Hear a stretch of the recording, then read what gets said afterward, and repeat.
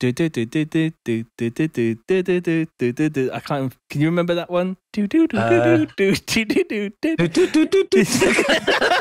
don't know. A lot of my tunes sound like that. It was like one of the trance and bass ones. Big, long. No, not that one. No, not that so one. this is what it was like when you go into a record store and you were trying Have you got that one that goes International Rude Boy?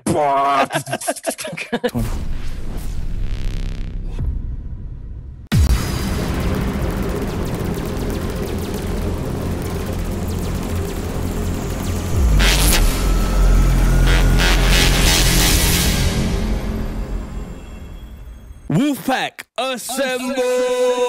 What's going on? It's TC and this is DnB Talk with John B. Firstly, if you're new to the Wolfpack, a very warm welcome. And if you're not, welcome back. And if you find any of the information in this video useful, please smash the like button. If you're not already part of the community, part of the Wolfpack, hit that subscribe button to receive notifications every time I upload some fresh new information. Also, don't forget to check out my samples and presets for Serum, Vital, Massive, FM8. Check out my t-shirts and hats. Follow my Anthems playlist on Spotify. Follow my Twitter, Instagram, Facebook, links in the description. In this episode of DnB Talk, I got one of the most creative original artists in DnB, the king of trance and bass, keeping you up all night, killing it recently with some of the sickest visuals in the streaming DJ game, hot sauce, entrepreneur, extraordinaire with the wild hair, John B. What are you saying, bro?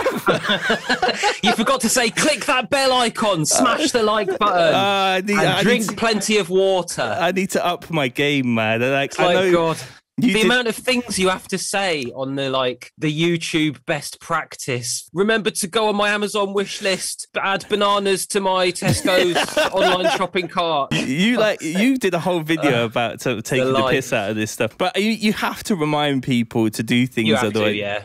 I'm the same. I'll watch something that I'm super into, and unless someone says to me, could you please just hit the like button? It really helps me out with the algorithm. It's YouTube best practice for a reason. Is that a thing? Yeah. Do you watch those videos? They send me like emails and stuff, and I never watch any of their like things where they kind of tell you what you're supposed to be doing. Well, you pick it. I think I've seen the latest thing that seems to happen is YouTubers creating random polls as a post on their YouTube thing, which is another. It must be some kind of temporary algorithm tweak. So if people have replied to this poll on they only show up when you're on the YouTube on your phone or whatever, but it must just be another thing where they gauge how much genuine engagement you have from people and funneling it in and all that crap. I don't know. This is great advice for anybody who's going to be doing a YouTube. I mean, everyone sort of says No, it's not. Just make good fucking videos that are fun and interesting and fuck all that shit. Everyone says that YouTube's dead and there's no point in even doing it anymore when you watch like certain things. And actually, from my point of view, actually YouTube is the nicest social media experience I think that I've ever had in my life, where you don't have to post at specific times. You don't it doesn't feel like or maybe you do. I mean, I do post at specific times, but I try and sort of catch the waves as they come through. But the thing that I'm thinking is, you don't have to pay to there's one thing that happened to us is we all got these Facebook pages and these Instagram pages, and then they kind of halfway through, once you built all the following and everyone was liking all your stuff and you were producing content, they just turn around and went ditched all other channels in favor of theirs. It's the classic drug dealer approach to things. It's, give away your product for free, get everyone hooked on it, get everyone used to using it all the time. They stop using other things and then start charging for it and throttling the access. And that's what Facebook did. And one thing I've learned is if something's free, you are the product, basically, at the end of the day. And I started feeling this 2 or 3 years ago. I'm like, why am I paying for advertising for something that I am bringing the content to? They should be paying me. And actually, YouTube's model, I am not making massive ad revenue. Let me just fully disclose that. But, at least, if I make £1 in a day or something off YouTube revenue, I'm like, yes, at least I kind of I'm not paying to reach those people. So personally, it feels like it's not quite as evil, and it is Google owned. So when people do search results in Google, it does come up. So, but and with things like YouTube, it's not all about, the ad revenue you make from that video. It's about bringing people into your world and sort of giving them opportunities to support you with stuff. And But most YouTube stuff is people offering value from something they're passionate about, and they just want to show people something cool they've discovered and share the love. And this is the kind of entrepreneurial speak. That's great. Yeah, I love this kind of entrepreneurial speak. I like watch all those videos of like people being like. I was thinking about that this morning. So I went through a period, like I quit drinking over 2 years ago. Congratulations. And something that I always sort of struggled with a bit was like, mornings and getting going. And there's this whole, I hate all it. It's weird. Like, it's the kind of that get stuffed mentality. Like, I hate a lot of this shit, but I appreciate there is truth in a lot of it too. And I went down this sort of I have this sort of weird personality. I go down rabbit holes. Something will pique my interest. I'll be like, I must become an expert on that now. It is my life. This is it. I'm the same. And like, yeah. And the morning routine. It's a fucking like Instagram wanker bastard. Do you do a gratitude list yet? Yeah. Gratitude list. So anyway, our boiler's on the blink. Like, we've had people out. Luckily, I've been paying a direct debit, so we don't have to pay when they come to fix it. But first, the central heating wasn't working, and they fixed that quickly, so that wasn't a problem. But now the hot water's stopped, so I had a full-on Anthony Robbins, Wim Hof, ice cold shower this morning, literally just before we started this. And I'm like, fuck, this is terrible, but it's good, but it's shit. And like, all these people are recommending, like, every morning I wake up, I do a sun salutation and the ice cold bath. And fuck. We had proper DJ shower. It's like DJ shower problems, but in my house, I had to replace our shower yesterday because the hot cold kind of like adjustment. And when you're in hotels, getting the hot I have cold... a YouTube video on that. I repaired my shower recently. I had to Anyway, carry on. The hot cold ratio is so difficult to get when you're in random hotels. It's like kind of double dropping the 9 with Messiah or something. It's like really like tough to get it just right. Absolutely bang on. So I replaced the shower, and now I have full control over whether it's hot or cold. And I did the thing where you like finish your shower on a cold shower, and all yesterday after my shower, I was like, feel pretty good today. Because like, at the time it's terrible. It's very stressful. My missus is like, why are you like screaming? I've never sweared so much. I was like, fuck motherfucker, fucking hell, fucking shit, oh fuck. But afterwards I'm kind of like, as you can tell, like, what's going on here? Yeah, man, you seem very, very bright. It's good.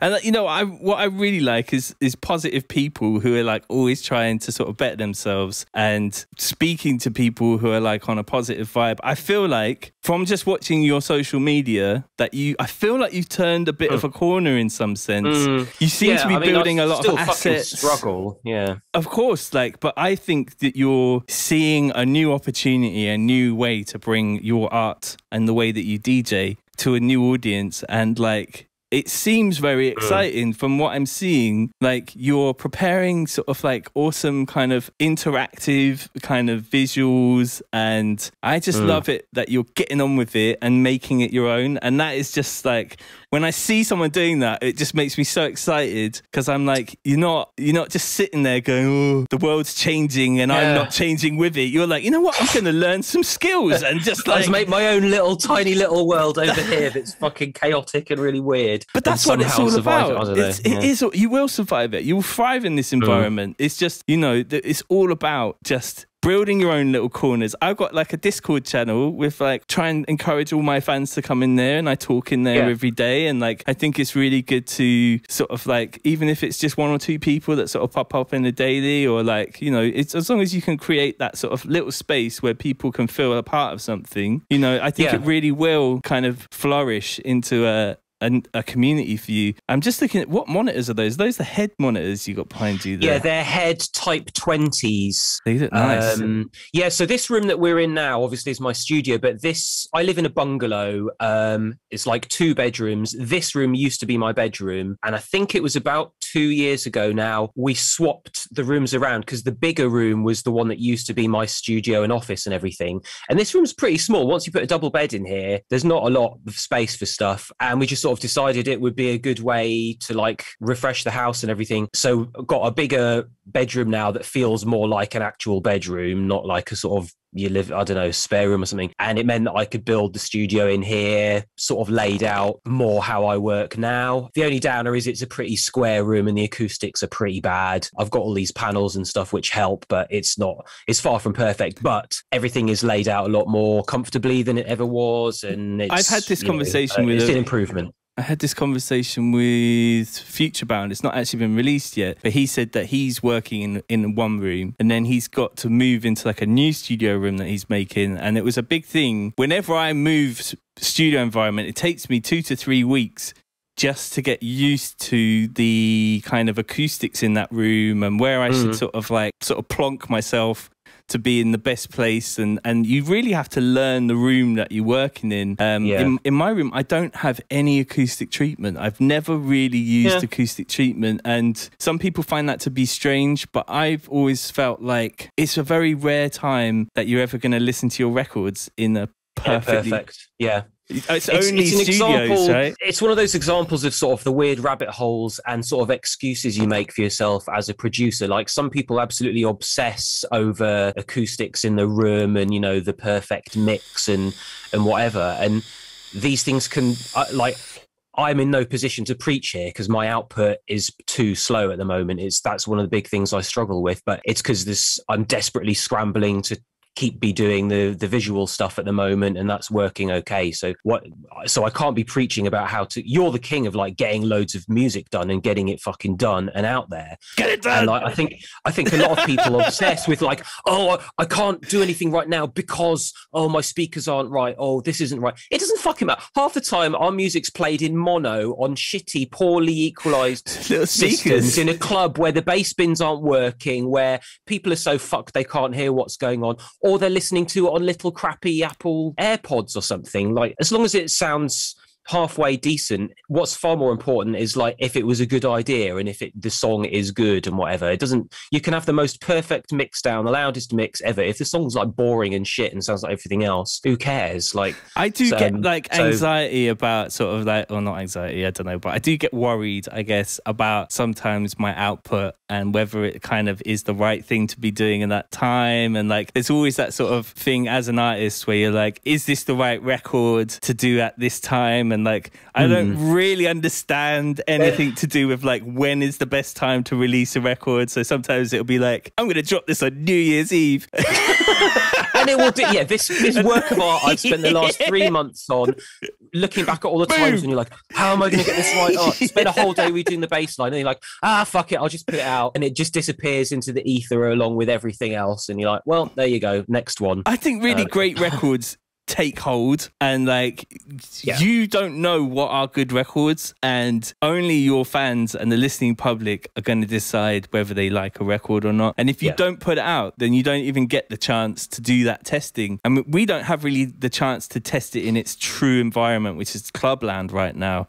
which is quite an interesting thing. I'm wondering if like there's going to be a change in the sound in general because there's no sort of dance hall. At the very beginning of all of this, I was like, will this kill off foghorns? Because there's none of that, like the initial extreme feedback. Foghorns are, I'm generalizing here, and you know I secretly love foghorns, right? But like, I thought the foghorn sound was very much came from the instant feedback and the extreme, like, you know, rewindy nature, the sort of Pavlovian response, like, oh, here's a completely out of place, weird sound. Oh, I must pretend I like this. And then it all feeds back and it was like applauding a tune that just goes, bah! Like, what the fuck? But it works and it's cool. When that's gone, there's no clubs. Like, you're DJing, not surrounded by anybody, like, patting you on the back and going, well done, mate. That sounds like ridiculous. Yeah. So I'm really interested to see what people have been producing, you know, or they're holding on to, like, or for me personally, I found it really, really hard to write music during this. I'm managing to hang on and focus on the visual stuff and the streaming and all of that, like partly because I have to, because it's a little way of earning a bit of money at the moment and stuff, but I haven't felt in the right space. Like, I have to be happy and positive to write music and feel like there's a reason and like people will listen to it and, you know, there'll be some feedback there. And at the moment, it kind of feels like you do stuff and it just goes out into the ether and just disappears. And, you know, what's all this for? Why did I do this? It's meaningless. Nobody's noticed it. I do wonder if like your live streaming stuff could be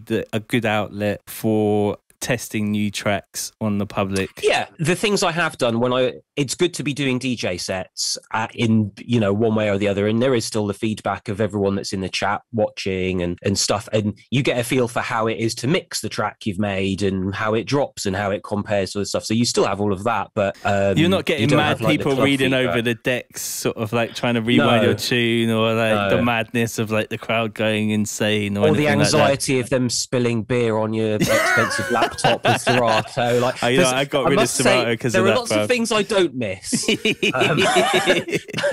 but there are lots of things I do miss too. You know what I don't understand? Them DJs that play on Serato, and they come out with this like rickety like aluminium stand, which is the only thing. I want like bungee. I wanted like whatever to save it, like airbags. What I always used to do was, and club owners and sound techs hate this, but because there's 4 decks, I would just slide one of the decks over. And I had like quite a thick laptop case. I put that on top of one of the CDJs, and I just slam my laptop on there and just use 2 decks to do the mixing and with the Serato. But then another DJ would come behind me and they'd get out this weird like thing, and it would sort of like the laptop's just moving around. Precarious, I just couldn't live like that. It's all right when it's sort of festivals or those sort of nicer European clubs with sort of more space on the stage, and so I haven't really had any issues where I'm like, shit.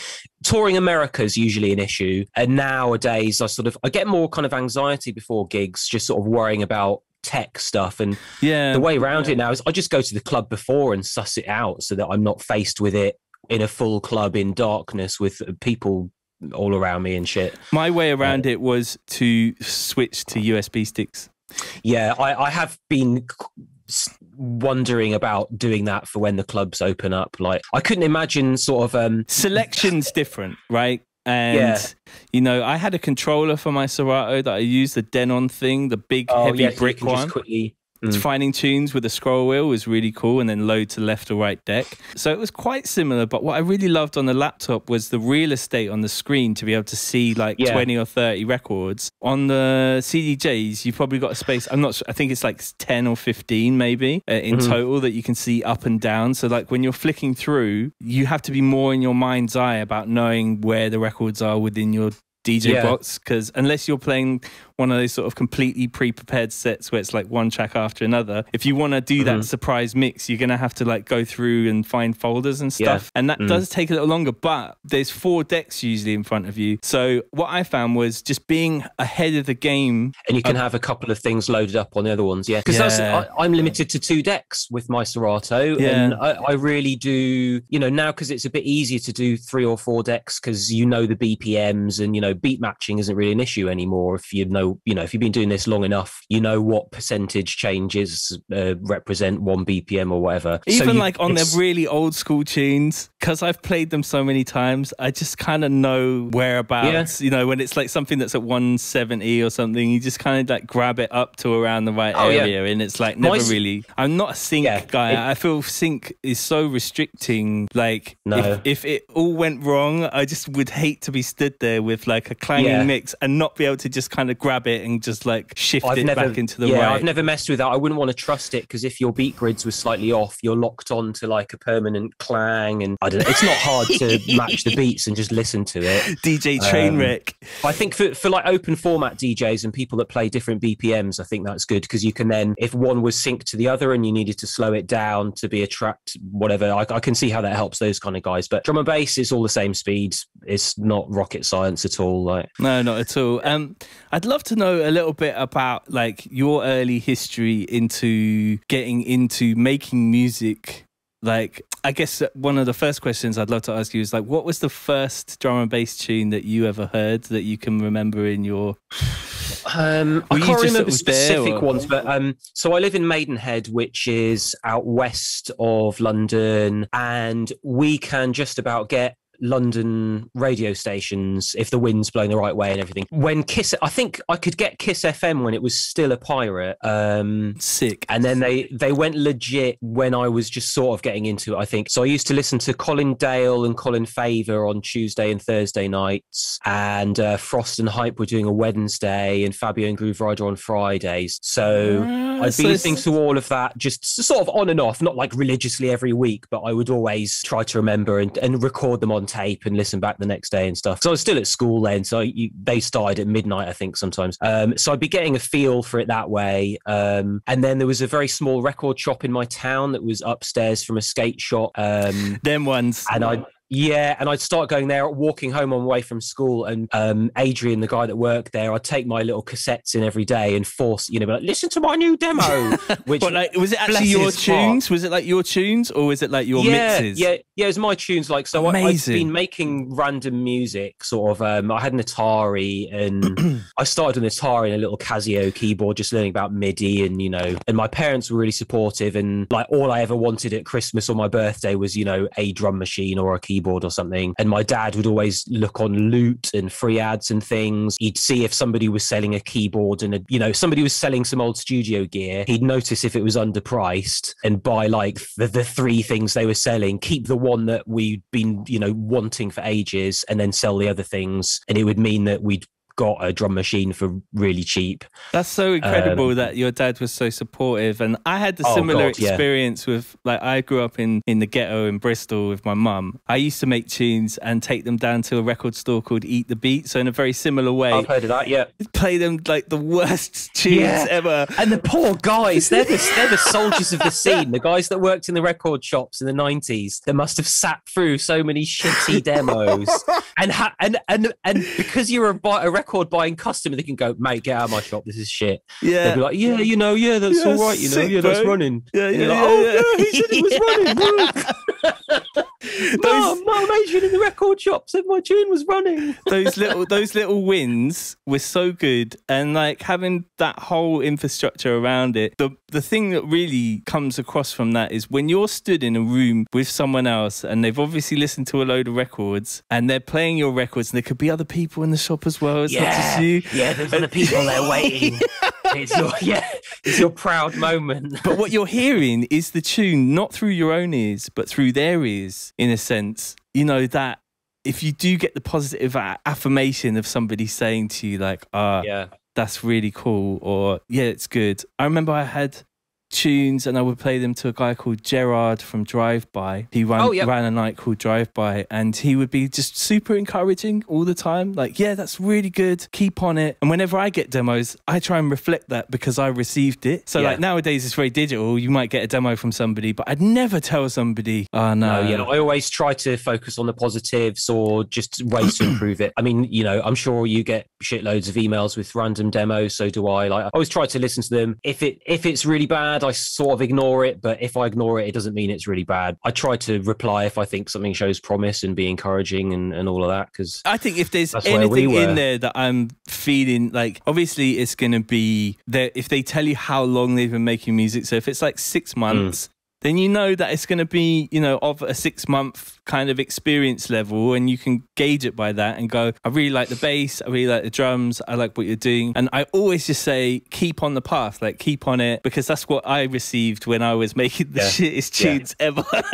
And it's just, it's fine, it's good. You have to make bad music. I still make shit tunes, like every now and then. Same here.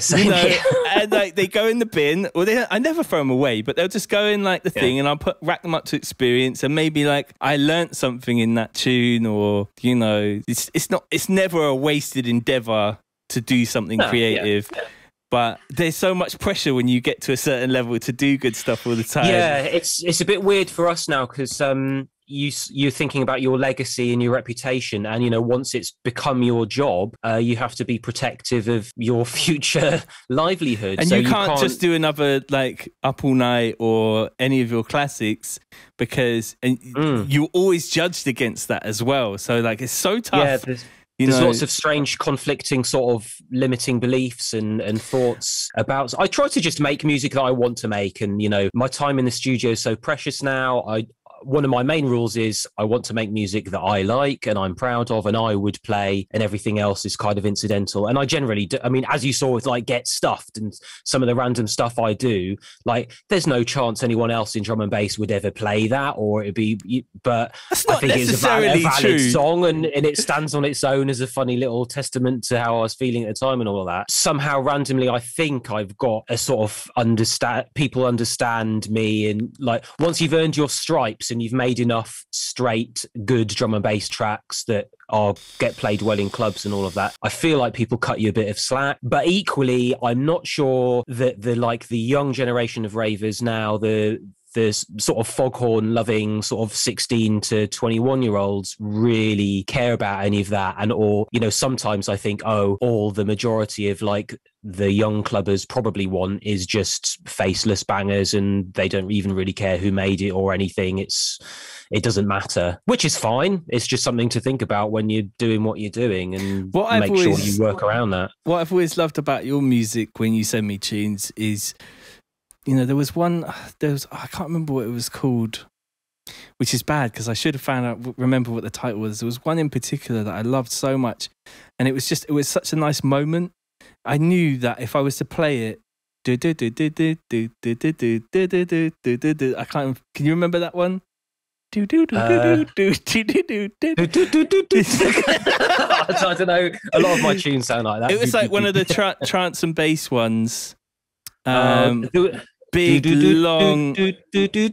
No, not that one. No, not that one. So this is what it was like when you go into a record store and you were trying to... Have you got that one that goes... International Rude Boy. Yeah, mate, yeah. Here we go. But what I really love is that you create these moments for me as a DJ with the trance and bass stuff in particular. You know, you're sort of like a third of the way through your set. You want to just kind of like give everyone a breather with a really nice kind of epic moment. Yeah, a memorable moment, yeah. That's what I always take from your tunes. With every producer, I feel like they make a part of my set, and your stuff is always the moments, and I just love that. And I'm always excited when I get your tunes when they come through, you know, no matter what it is. I know that it's going to be something either challenging or it's going to be... Yeah. I love that record, man. Like, I really liked Get Stuffed. I really enjoyed the video. I didn't like it. There was such a fine knife blade edge between that being super cringe. About me, yeah. You're like, is this about me? Yeah. Or is it, you know, it's literally, it's so important to like ride that sort of like not being cringe, but I felt like it was just genuine, and I like that. So I must have taken a long time to do that video still. The video was insane. I did it in about a week or something, but it was one of those ones where it was a complete focus. The interesting thing really is that I learned so much doing that video that's helped me with everything I'm doing now, preparing like the assets for my live streams and stuff. Yeah. Just learning how Final Cut works, just the principles with green screening, like keyframes, you know, how you move objects around in live video, in Final Cut. Yeah, a lot of that video stuff, baptism of fire, really. A lot of that video stuff is really similar to making music as well, I find. And yes, I may not put this in the video, but I might do. But I got this new toy for the video stuff. It's called a scrubber thingy. Yeah, Shuttle Express, and you can like go through the frames using that. And actually, it's really sort of it's really helped me with getting a bit quicker on my edits. The other thing that I'd done as well is I made key like buttons for the different functions within FCPX Final Cut Pro, and because with these videos that I'm doing, like these DnB talks, it's like a 200 or 300 edits. Chopping, I should think. Yeah, God. I try and actually chop out all of like the breaths and all of the ums and ahs and stuff, because I just wanted to really kind of flow and be sort of like top-notch content. So I'm just trying to like learn how to be I'm a content creator. Please remember, give us a... It's all about, you know, value and bringing like information to new producers, really. And that's the genuine place that I'm coming from. These conversations, and not even new producers, but, you know, when I'm having conversations with people, I'm always learning new little tricks. And this is one thing I miss from being on the road. I do repeat myself quite a few times. My missus said, you know, you kind of repeat yourself quite a lot when you're having these conversations. But when you're on the road in like airports and stuff, you always having these conversations with other artists. And I missed it so much that this is the main reason that I want to do this. But you always seem to be an artist that's a little bit maybe against the grain as well, or trying to do something sort of, you've always been a visual kind of guy. Where do you get your inspiration for like the way that you kind of do your brand? Or like, is it just kind of like, are you just trying to, I remember like I always thought you were like the guy to be the social networking guy. I always thought you'd be like, it was weird. Like MySpace era, I was going that way a bit. And it just, the stars aligned at that time from my look and my sort of selfish, arrogant, self-absorbed kind of attitude that was very much like the successful MySpace vibe. Then it was the like the emo and all that, and I was just at that same stage in my life then and everything. Visually, like I've always, I mean, it's important to stand out in whatever you're doing. Like musically is number one, of course. If you want to make a career out of this, you need to be unique in some way. And the first way is quality of output, and then songs that are recognizable. Like one of my early rules was, if someone can't walk into a record, someone has to be able to walk into a record shop and say, have you got that song that goes boop, boop, boop, boop, boop, and the guy will go, yes, it's this one, it's John B. I got this theory about Subfocus that he gets drunk and then sings a load of melodies in a microphone, and then that's how he comes up with his melodies, because it sounds like they're all very good sing-alongable pop lines, aren't they? Yeah, I need to try it. Just half a bottle of whiskey, record it on, and just be like la, la, la, la. I can't imagine Subfocus drunk ever. No, I don't think it.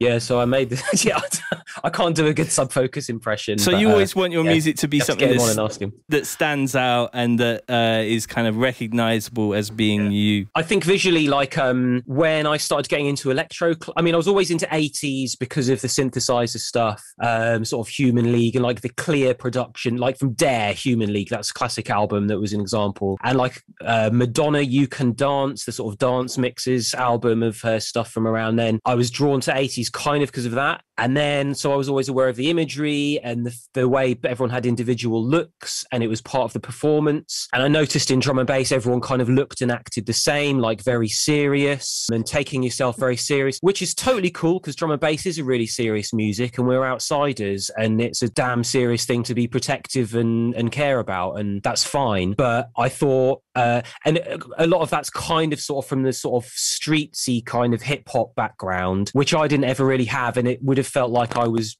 sort of faking it to try and fit in. It didn't. Also, like the dance hall culture as well was a big thing in drum and bass too. Yeah, right? yeah, and that's obviously not like me. I love the music and everything, but it's not my identity. And that's really nice that you genuinely just hold on to who you are, and like you're not trying to sort of be like, blah, blah, you know what I mean? You just come in and be like real about it, and that's sick. I mean, we all really tried it. that. Like, you know, when I was at university and everything, I was, you know, I fully identify as, you know, junglist drum and bass guy. But when I was young, you know, you're always looking around for your identity. But they're the big stussy coats and big hoodies. And, you know, that's a sign of like who you are, a badge of honor. And like, if you've bought a big coat, it's because you made some money on a tune. And I love that. And like, I've got in my loft, I've got this box of all my misguided, massive, like Tommy Hilfiger shit. Oh my God. Do you remember that? Was it Benny Miles? Never wear them. Benny Miles used to just sponsor everybody, and they just sent you this. They just send you like. I never got anything free. When I first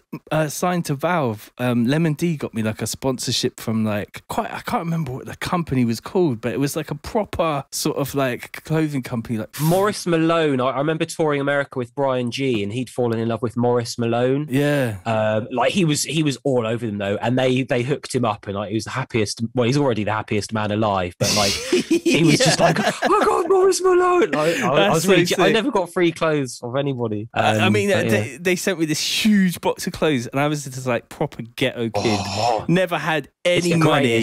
It was like, wow. Like it was almost better than getting stuff paid. No one else is. Not only is it free, it's like things no one else will have got. Or it's from America, you know, wearing that in England in our youth, you're like the man. Yeah.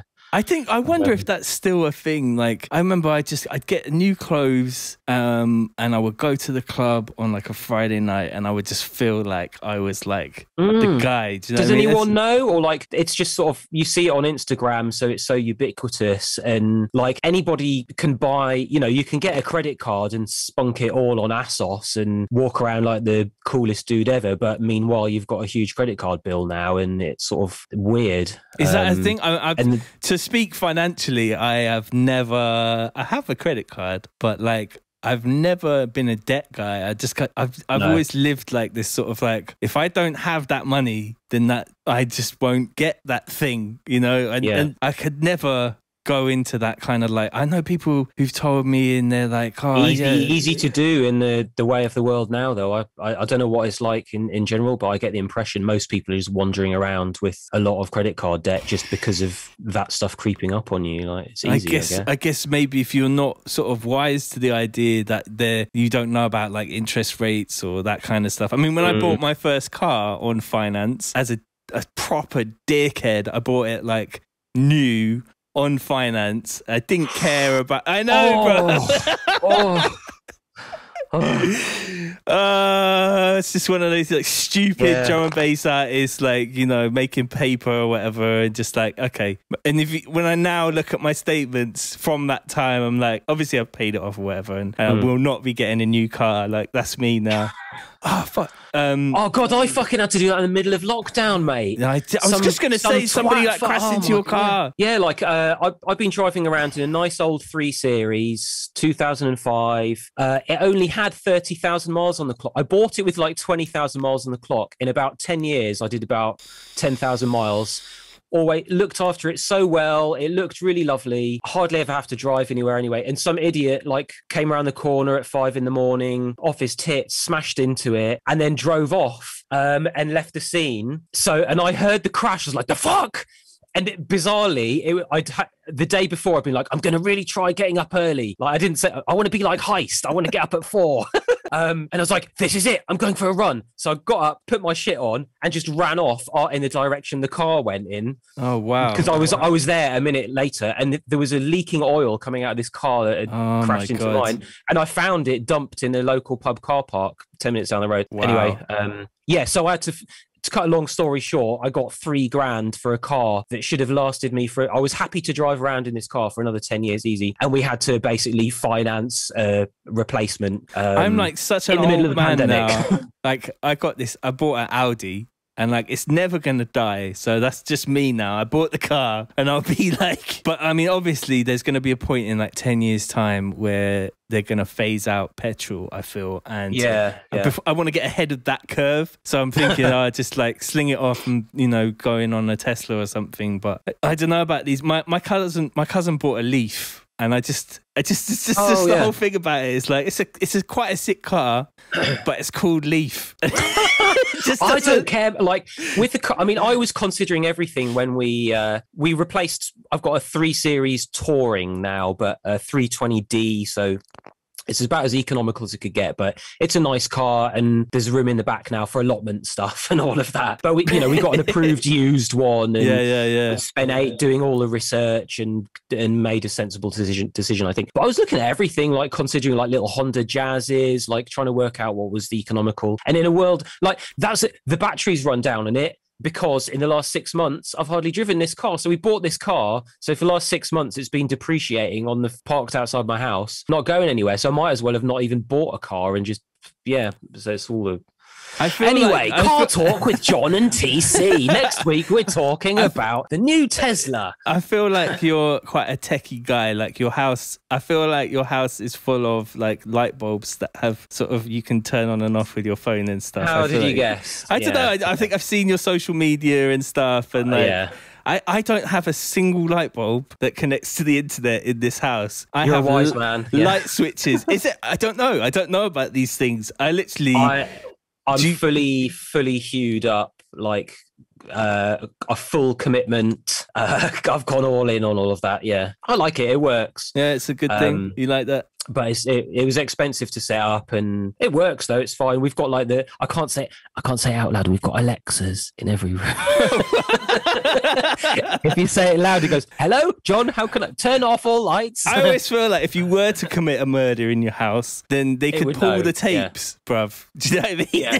I can't do any crimes. I've got enough surveillance equipment in my house that's my own. I can't do anything. Like, yeah, if people get done for thought crimes, talking about the government or something, they're coming for me in the night on the first night they do it. Like, they've been listening. For sure. So I feel like you're one of the only people that I know that might hold a long-term visa for Russia as well. Like I know where every time. Did you never do the long-term visa thing? I think I had ones that were a year long a few times. But that was only like the Russian promoters and stuff. It's hard to get them to help with anything more than just what's necessary for that one event. There were a few times where they got me like year-long ones. You used to go to Russia quite regularly, I feel.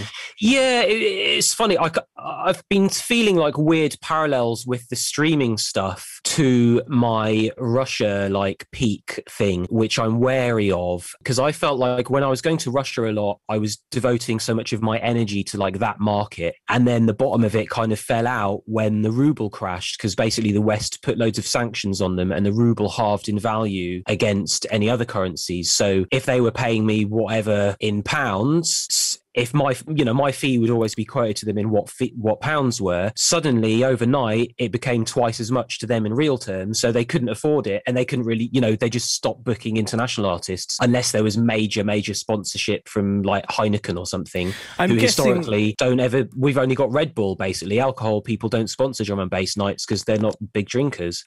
So I basically ended up with very few Russia gigs, when previously I'd be doing all the small cities. That was what made it big. I was prepared to go, and I'd shown that like people realized they could book me in Krasnoyarsk or something, and I would actually turn up, or I wouldn't say yes and then chicken out at the last minute and accidentally on purpose miss the flight or something. Yeah. So it was great, and I had a really good time, and I'd go back to doing that, but financially for the Russians, I don't think it's viable in those sorts of cities anymore. I think there's a chance that might flip, because now the Russians own more gold than they do dollars. So it might be that there'll be a little rebalance, but that's really interesting. Do you speak? But that was, so what I was going to go on to say with regards to that was I devoted a lot of attention to that market, and I didn't notice so much that I wasn't playing as much in the UK or Europe at that time, because I was rushed off my feet playing in Russia all the time. And then when like Russia dropped off, my bookings weren't as frequent elsewhere. So I was like, oh shit. So I'm sort of wary of devoting all my efforts into live streaming, because that,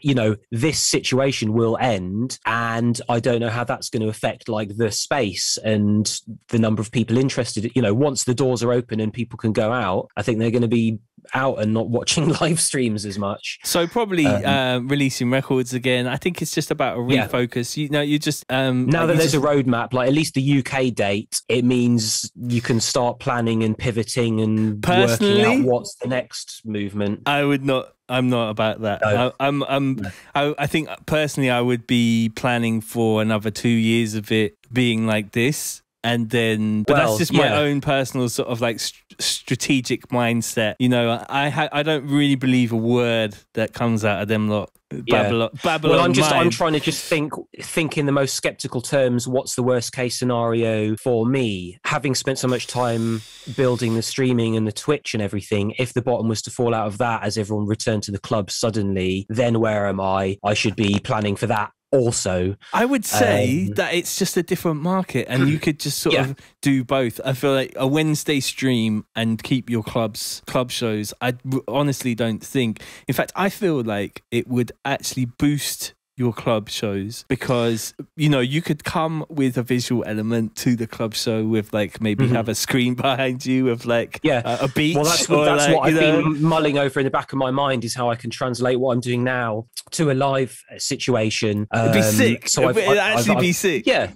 And it wouldn't, themed set, because there's so many different ways to do club visuals and things, and you can take it to a really technical, serious thing. Like I haven't seen the behind the scenes for like Noisia with their lighting stuff, but that was all MIDI synced to Ableton and whatever. And there's other people who you can take the time code out of CDJs and have that synchronizing with stuff. But that's totally unnecessary and lost on most people in any club. No one gives a fuck if it's, obviously if the lasers go bzzz, when there's a breakdown and everything, that's great. But when the tune's going, if it's at 174 BPM and the song's at 176, show me a man who can spot the difference between a 256 KBS MP3 and a 320. Like, as long as you get 90% of it right and it's interesting and cool, then I think there's a lot that I can do as a solo person, just with another computer by me and knowing what's going on. So I used to just go with a 2-minute loop on a USB stick that I would give to the lighting guy. Yeah.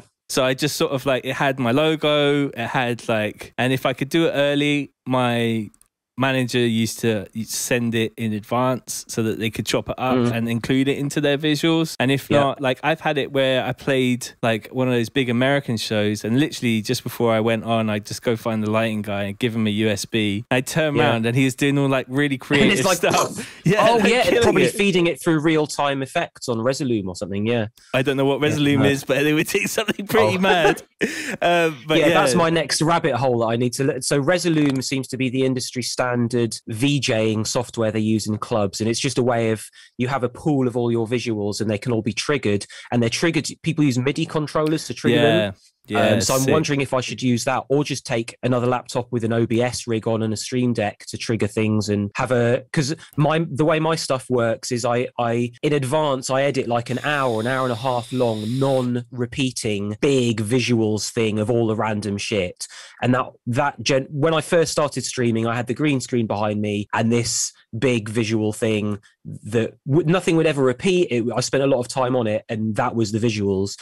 Now I have a whole bunch of different scenes that change every 20 seconds, some of which that will be composited in the back of, some of will not. I think there's a way I could do that live as well. It's so incredible that you've been learning all these skills in the time that you had in this time. It's so great. I learned how to do 3D design and visuals, like 3D videos. I was impressed with that. I saw your the videos in that virtual. I wanted to bend your ear about that, but also without like stealing your ideas. It's fine. I mean, that wasn't real-time render, so I know there is probably ways. My mind is bending around the idea of how you could put yourself into a 3D environment. I saw somebody on Twitch, some progressive house, some tech house guy doing a live stream in a 3D world. The camera was moving in the same way, like this the whole time. But he was superimposed in there, and it did appear that the camera's view on him was like augmented reality also, rather than just so you'd be surprised, because the flat thing, right? It doesn't, like, you can pan around a flat green screen and it still looks quite realistic, as long as you're sort of composited. You're far enough away. Well, if you're composited into a 3D environment, as you move, the background and the camera are moving, right? It creates the perspective, So you get the perspective behind you. So with my one that I did, actually, that took like 3 days to render using the 3D software. Yeah, so like it was a long sort of like, it's like 2.5 seconds per frame. And that's using like not the posh engine. That's like using the sort of computer game side engine of the thing. We're using Unreal Engine. No, I was using Eevee engine within Blender. Blender's like the software that I use to do it. But when you do, I learned so much stuff from like YouTube, but when you composite yourself, you could have yourself like walk through a 3D environment. And as long as you get, one thing that I wanted to do, what I did was I matched the aperture and focal length of the camera that I used to record it with the aperture and focal length of the camera that I had within the 3D environment. World. Yeah. So like that kind of detail will give it that sort of like, because I had people say, oh, where did you record this? And that kind of stuff, because it did have that kind of... In what warehouse space? There was quite a lot of times where I'd reach up in the air and my hands would go beyond the green screen, which is a bit sort of not great. But like, obviously, I learned a lot from that experience. It's really long doing the 3D stuff, but it's very rewarding at the same time. Yeah, it's amazing. It was very interesting, sort of like, I think Unreal Engine, as you said, there is a way to composite yourself into something. I've seen where on some of them they got like whole crowds of people and stuff on some of these live streams, but I wonder if that's... My bugbear is these people that say it's a live stream and it's not a live stream. And, you know, because you can do anything if you've edited the video in advance and created that. But if it's not truly live, it doesn't matter. It's just, there have been some cases where people do big live streams and they're just not live at all. And this fine, but I mean, you talk to the people as the comments come up, so there's no way that you could be not. Yeah. So that you know, when the people that watch these other ones that aren't live are all chatting away in the chat, and they seem oblivious. They don't give a fuck. Well, I think it really depends on, like, you know, it's just different artists' approaches to doing things. Obviously, if you've got drone footage of you on a mountain, I was going to do that. Yeah. I built myself like a whole deck system. I bought a generator. I was in contact with drone people. I was going to be that guy and early. And then I didn't get in early enough. And then Friction had a drone. And then there's all these hospital artists that have got drones on mountains. I'm like, okay, that's not going to be the way forward for me. And I have to find something that's like really hard to do, that's like would cost thousands and thousands of pounds if I didn't just sit down and learn how to do it myself. You have to do it yourself and save that. Yeah, it's the same, like making your own videos in drum and bass, and what you're doing and what I'm doing is the kind of thing you would get charged loads and loads for if you were rich and you paid someone else to do it. Thousands. The amount of hours that go into just learning how to do it is So this is primarily a sort of production stream, and we just spent an hour just talking shit. So it's fine. Story of my life. I'm supposed to be a fucking drum and bass producer, and what I spend my days doing, photoshopping out Bernie Sanders from photos to put in a fucking live stream. Yeah, great. But you're very on point with it. Make some tunes, John. How do you make bass lines? I've no idea. I've forgotten. I don't know. It's again, like it's true. Like when you're doing one thing, it can be. I find with music, you have to almost practice a few tunes before you're going to make that good tune. But I'm interested to know which DAW that you use for your production. I'm guessing Logic. Logic always. Yeah. I dabble in Ableton if I need to make really quick, like sort of mash-up bootleggy things. But Logic is what I use for like anything professional. Definitely, very happy with it. It's fine. Is there any like standout plugins that you're into at the moment in terms of things that have like made you go like? I don't really. It's I will preach here as though I'm somebody that is incredibly prolific in the studio, but I'm not. I try not to focus on the tools and getting too bogged down in all that stuff. Like, I just think you could make a banging tune with the right ideas and the right sounds, like good choice of sounds, good samples, and with the exception of weird and wonderful bass sounds and Reese's and all that, that's where there is that constant arms race of what's the new synth that has all the weird shit. I don't use anything out of the ordinary, really. I have, you know, native instruments, the whole bunch of that. I love the Arturius, anything that's retro synths and reproductions of synths from my youth, I just love. So the Roland Cloud, I fucking adore. The Arturia V collection or whatever with all of their stuff is mental. And that just suits my sound. I'm more kind of electronic synthy based. The stuff that I like is the, you know, getting the music and all the chords and the arpeggios and the moments that build into that like euphoric breakdown and everything. That for me all comes from the nice synths and the inspiration from those sounds and what notes it kind of makes me play. And then the drums and the bass is more of like an analytical process, trying to fit in around that. And I know a lot of drum and bass, I guess this comes from the early formation years and sort of dabbling in jump up and stuff, is sort of drum and bass almost seems sort of complete, there's contrasting elements. Like definitely the early formation jump up type stuff, it would almost be like two separate tunes. You've got the intro and the jazzy musical elements, and then it just goes and then like, I don't know if you remember a song of mine called Jazz Session or something, although I did try to make it blend in a way there, but there just does seem to be this idea with drum and bass, you can have like the song and then there's the drum and the bass. And now with the birth of Foghorn, it's almost taking pride in the complete separation of those two elements. Like the bass line doesn't even have to be in key anymore. It's just like the more out of place it is, the better. I've got this challenge that I want to set myself, which is to sort of make all of the wrong decisions whilst making a tune. So if there's a decision to be made at any single point, to make the wrong decision whilst making the tune and just see how it comes out. You know, like, should I use that snare? And if it's a good one, no, you use the bad snare. Like, should the bass be in key with no, it should just be like completely out of key. Although actually it should now be in key, because the right thing to do is to be out of key. So I mean, it's a little bit of sort of like a thing there. No happy accidents can lead to successes, I suppose. I look at, like, when I'm making presets or if I'm making tunes, it's like I'm just at a rock face kind of chipping away at like bland rock, and every sort of now and then you hit like a seam of gold and you're like, okay, I can follow this for a while. Yeah. But you are going to spend a lot of time just really just chipping away and doing something that and find out what works. That's it. Yeah. That's experience, isn't it? You're just learning from experience, and then also when you translate that to how it sounds in the club, what the experience is when you're being the DJ and mixing it in. Like, is it fun to mix this track? Like, that's a huge thing of whether a song's a success, is if DJs enjoy playing it because of the way it feels like when you're mixing it. When I do my vinyl sessions, when I stream on a Sunday night and I just play old vinyl, Total Science, the king, literally I can pull out any old Total Science tune.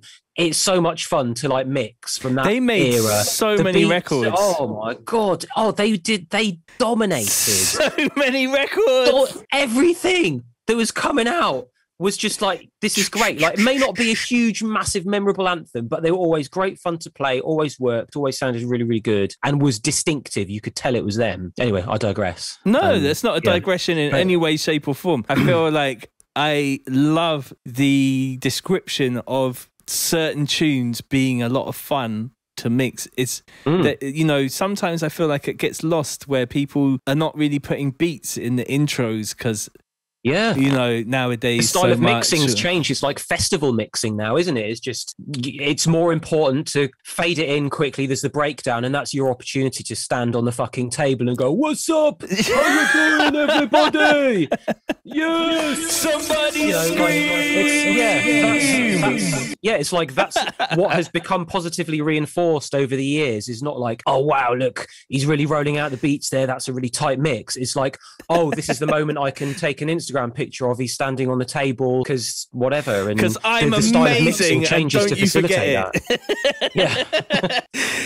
You know, it's just a symptom of the change from like club culture to festival culture. And I guess when you see someone else doing something, we're all kind of basically not highly evolved from where we were 1,000 years ago. And if you see someone else making some success from like growing turnips, you know, you're going to teeth a turnip and start growing your own because he's getting all the, you know, all the tools, and you just kind of like, you know, there is always... It's the arms race. There's always an arms race. Yeah. Life is war, and like, I don't want to be a part of it, honestly, anymore. I don't want to be like that guy who has to be constantly... I feel like you're the same. I feel like you've always been slightly a contrarian, from a contrarian point of view, where you sort of swim against the grain a little bit, and if the whole scene's going one way, you might do something that's a bit more, you know, when you were pushing the trance and bass stuff. The thing is, it's difficult. You've got to stay within the acceptable boundaries, but try to differentiate yourself in a bit without being negative about everything else as well. Like,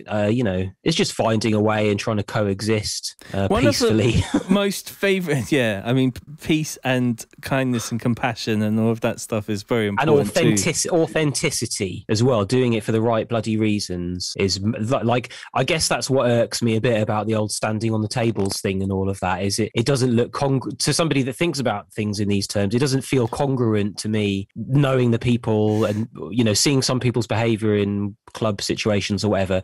It looks strangely fake, and you can't work out what their genuine character is and genuine motivations are based on what you already know and all that. I'll get on a microphone, but I'm not going to stand on a table. I just feel like, from my point of view as a DJ, I was using standing on the table as an example. No, there. Like, I know, it but is cool I have in certain some sort of, like, situations, and I understand about showmanship and all that, but it's not very drum and bass. I have some sort of like bad experiences with a lot of chairs in my time. I'm quite a heavy set fellow, and I've broken quite a few chairs. I'm kind of bit pranged out about standing on those deck tables because the idea of a broken It's an leg, accident waiting to happen at our age, mate.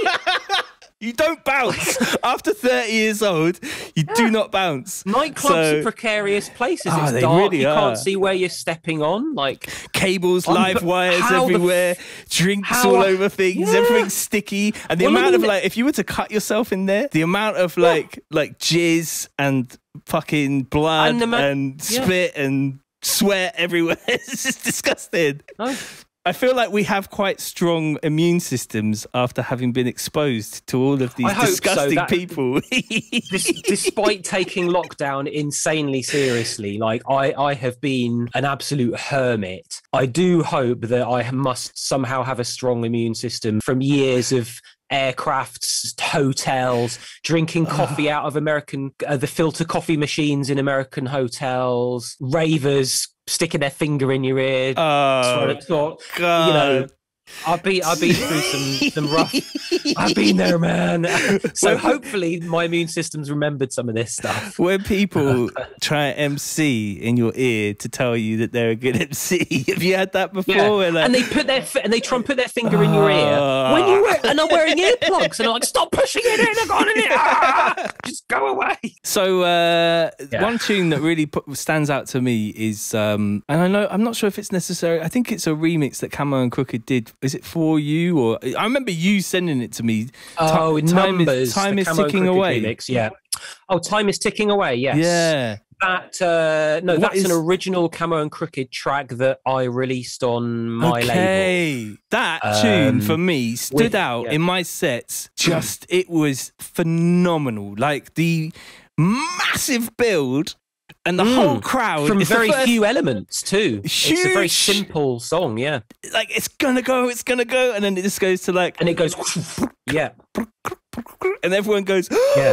The reactions that I got from that tune in so many different environments where people were just expecting it to explode into some kind of like insane kind of like big tune, and it just goes down to this like real kind of minimal element, something really big, and then taking it back down to something very tight, like opening out the reverbs and all the filters, and then crunching it right down to something very tight and simple. And I think they're some of the first to do that really in drum and bass. I can't really think of anyone else. It's definitely like their sound. They do it very, very fucking well. That moment for me was just very, I don't know, I love that whole vibe around that tune. So it was on your label. I remember you sending it to me. It was, so I thought it was like the vocalist was Shaz Sparks, and I've done quite a lot of songs with her over the years as well. Okay. So you're also a hot sauce entrepreneur as well. Like you I guess like, how's that going? It's one of those things like,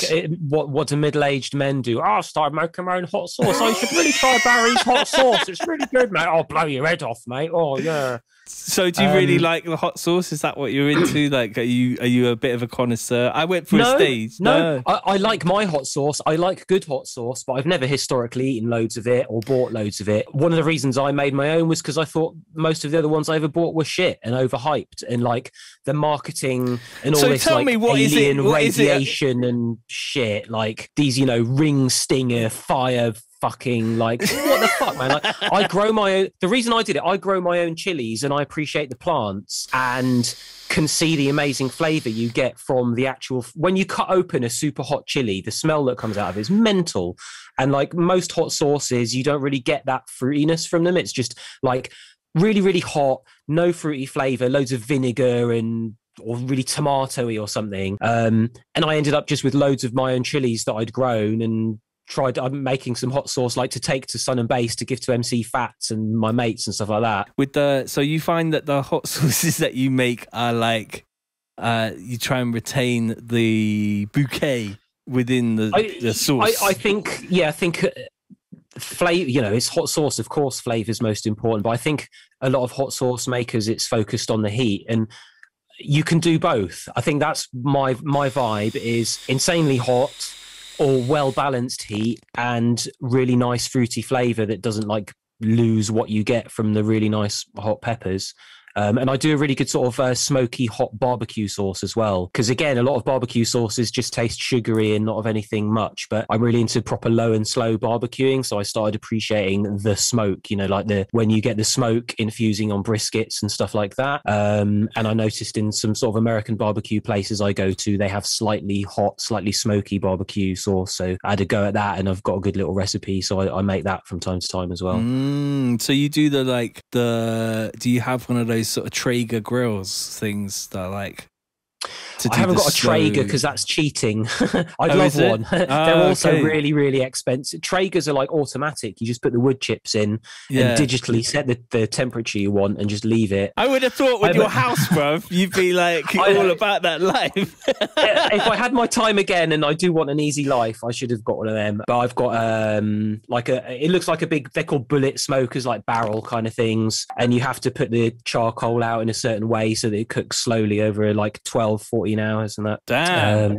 There's a guy, you're up near Bristol, aren't you? Do you know Bristol Drum Smokers and Danny's Burgers? Nah, I mean, I don't get out much anymore. There's a guy I haven't met him in real life, but he's a friend of mine on social media. I just met through like pop-up burger, I haven't had one yet. And the pictures on Instagram are like, I've got to go. There's this whole subculture of like smash burger aficionados, you know, the proper burgers that are like squished, like think sort of Shake Shack is the gentrified version of it, basically. Okay. Yeah. But I got kicked off a Facebook burger group. But that's another story. Wow, what do you have to do to get kicked off Facebook burgers, bro? It was fucking. It was weird. So I was on this for having a sense of humor, basically. Okay, all right, them ones. But I was really sad because it was about the only Facebook group I actually liked. But so there was this group called the Burger Group. Yeah, and people would just post pictures of really nice burgers they'd made. And they're all like, there's an absolute science to the smash burger. Like people grind their own meat. They're, part brisket, part whatever the fuck, squishing it down really hard so it's very thin, so you get a big crust. And then you put like a cloche on the top to steam it partially, steaming all that piece of stuff. So these people know what they're doing and they're posting really good pictures of burgers. Then you get people that go in and just like take a picture of their bloody whatever they bought in McDonald's. But then this weird guy kept on posting them with like casual flexes he would literally put his expensive watch on top of the burger. Like he was a sort of watch collector or something, like Rolex. He'd be like, but never mention it. Not in the description, no mention of it whatsoever. Yeah. Hey, I'm just adding my value. Here's a nice burger I made. It's 40% brisket.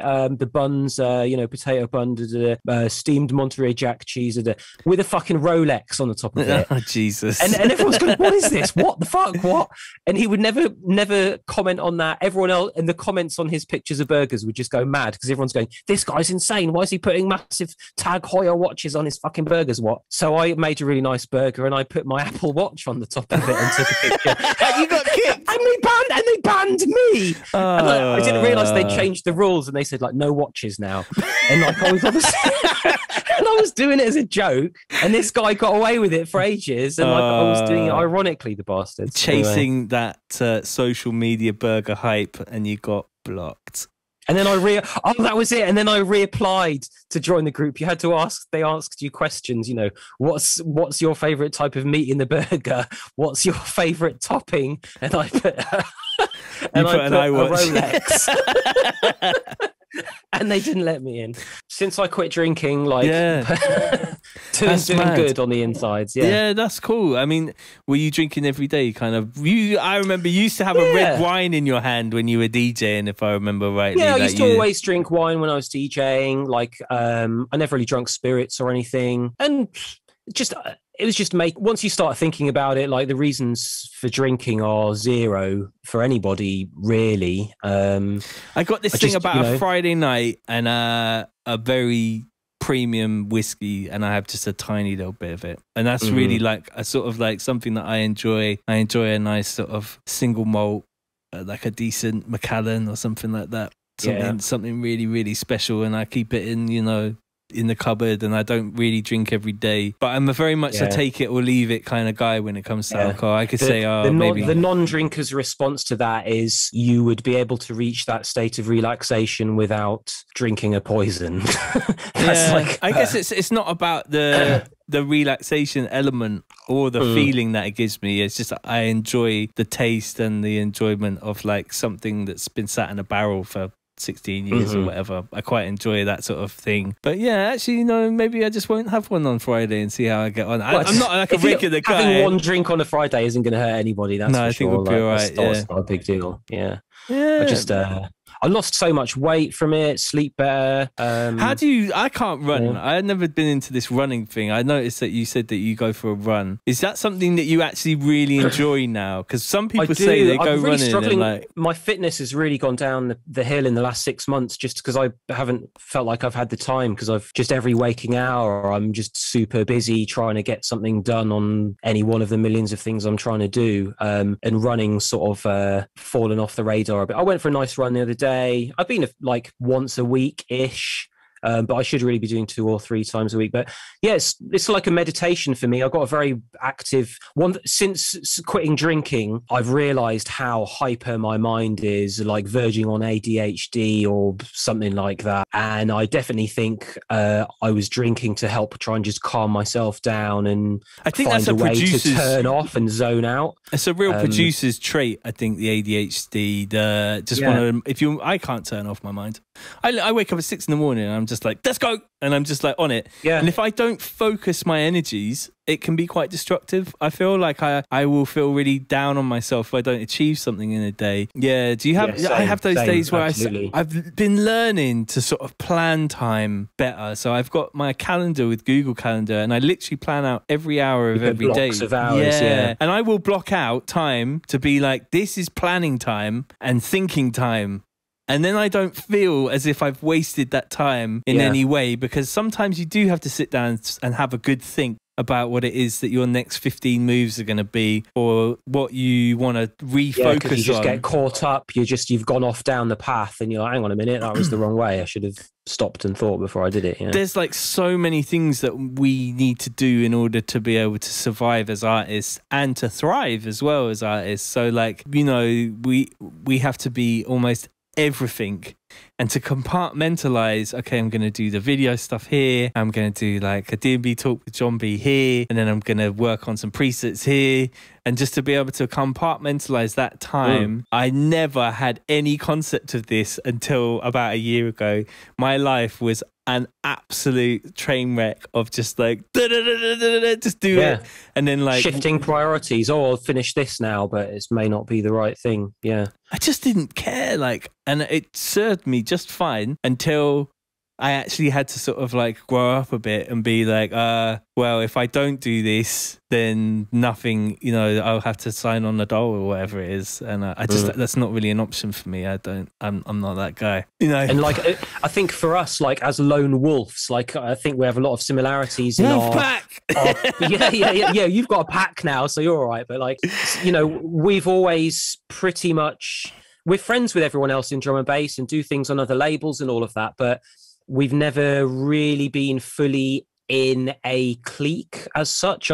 Am I right in saying that? Do you feel like that way? I never signed to like any drum. I signed to Valve, first. And then I was with another label, and then I just kind of realized that I didn't want to be sort of part of that. And there was so many other different opportunities to be able to play different places under different, if you're put in that box, you're not really exposed to being able to play some of the places that are a little bit different. And yeah, I think I see where you're. What I'm kind of talking about is how, because we're kind of one-man bands, there is no support network keeping an eye on direction and helping with a lot of the tasks that we need to do, and it all falls on our shoulders. Like if you're on a bigger label or under the umbrella of one of the bigger management teams, or like had the support of one of the big sort of website groups or something like that. You've got people looking out for you, helping you with, you know, assets, logos. Oh, here, we've hooked this up. Oh, can we put you on this thing? And that's just in the general career development. That's not even talking about getting you gigs. So we have all of that to worry about and try to deal with in the back of our minds, on top of the tasks we all have to do. And that's before you even get to getting in the right headspace to try and write some music. Do you ever think to yourself, oh, I'm just going to bite the bullet and like contact all the different things and just see if I can't just sort of slot myself into one of those sort of other kind of, I have it every 6 months. I'm like, you know what? I'm just going to, and then I think to myself, everything's all right. It'll be okay. I've wondered about it a bit, but I don't know in reality if it would change my day-to-day that much, and if it did, if it would be much of a sort of improvement. And one of the reasons why I've never really done a management deal or anything like that is I don't like the idea of somebody sort of giving you all these promises, not really coming through with it, and then just siphoning off a whole bunch of your earnings, or worse.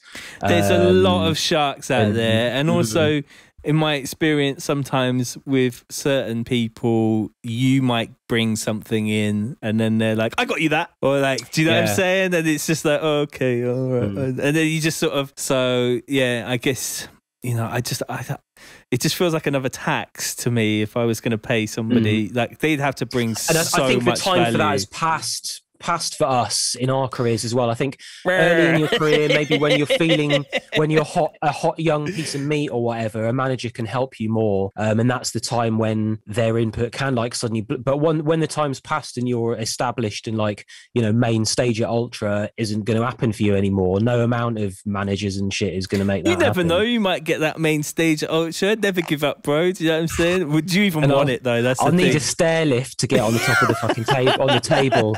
Hang on a minute. Everybody get the fuck up in there. Make some noise. Yeah, I'm asking people to not make some noise because it's a bit too loud. Careful now. Yeah.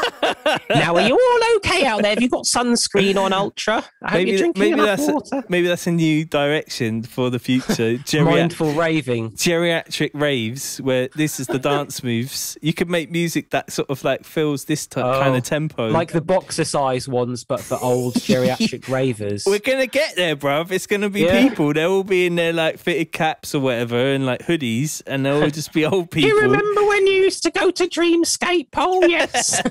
12 beans. Down the back of the Rollers Arena in 1996. Oh, yes, I do wonder if like we will change our fashion when we get older, or whether this will be the old man fashion and the kids will just be wearing like, I don't know, a nipple ring and just walking down the road naked or whatever.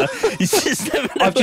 My day-to-day, like, it's funny, like everyone thinks of me as the like bright colours, you know, fluorescent 80s and everything. Day-to-day, I'm like straight up goth. I dress like a business techno DJ or just goth, like all black. Maybe that's the tactical. Next, I feel like that's the next sort of like evolution of John B, is like the just sort of techno. Model yourself on that sort of techno kind of DJ. Yeah, like appropriate the techno culture. 100%. And mash them up. Yeah.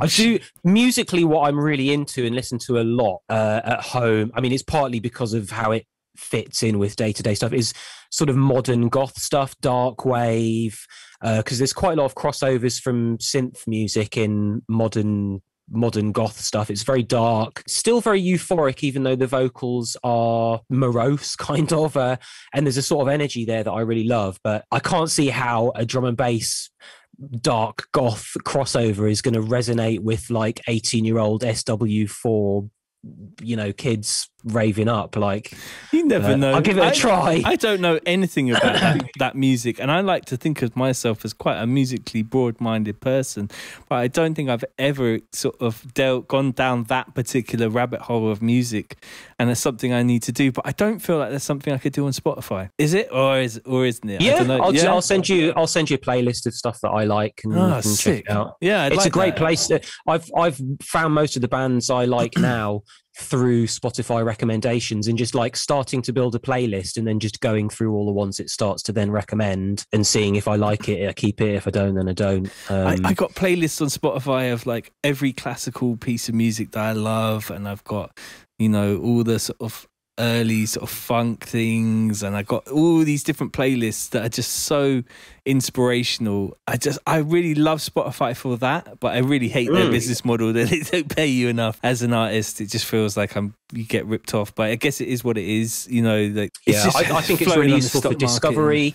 I think streaming, I don't want to get into the whole rabbit hole of this. We'll just sound like grumpy old men, but I'm generally for it. I think it opens up the market. If people want to support you directly, they know how, with Bandcamp and direct sales and other stuff like that. But if you look back to how it was back in the day, you could churn out any old shitty tune and guarantee to press 2,000 copies and make a couple of grand.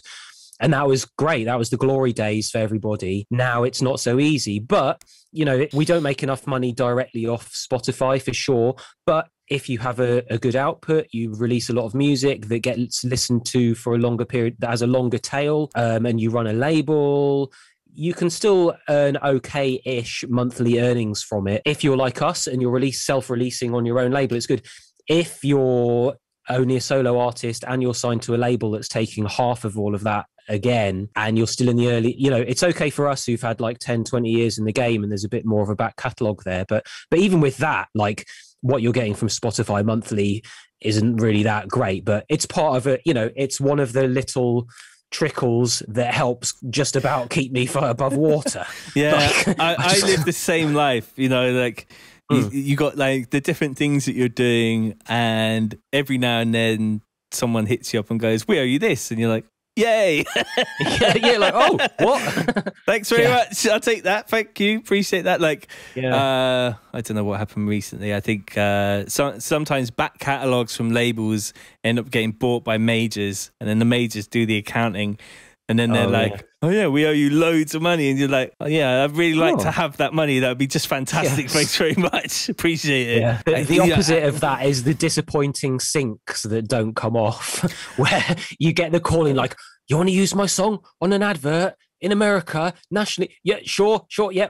Can I do anything? I'll do a brand new version of it. I'll re-record it overnight. I'll do it backwards. I'll sing it in German. Yep. And they're like, "Yes, that's great." And then they're like, "Oh no, sorry, we went with a different one." And you're like, you know, I had one that I lost. I had two that I lost recently. First one I thought was a joke. Olive Garden in America. Wow. I lost it though for stuffed pasta. Wanted to use get stuffed. Oh. And I was like, what? I mean, that would have been funny. And I was like, it's Olive Garden. I told the guy that manages deals like that for me, I was like, this is Olive Garden. They're huge. This could be, oh my God, wow, I'll buy a house somewhere. Wow. But they just ended up not using it. It would have been so ironic though, because there's a line in the song that says restaurants that just microwave everything, which is basically Olive Garden all over. Maybe that's what turned them off the tune in the end. They were like, "Oh, this ain't gonna work." So I didn't. But you know, I've lived in drum and bass my whole life. I'm used to sort of people getting your hopes up and then it doesn't come through. I don't think that's just a drum and bass thing. I think that's it's just music. A career in music, you learn to become skeptical. Nothing impresses you. It's not over till the fat. It's never over. Like, it's not over till the fat lady until sings. That money is in your bank account. It doesn't mean shit, and even then, it's not that good.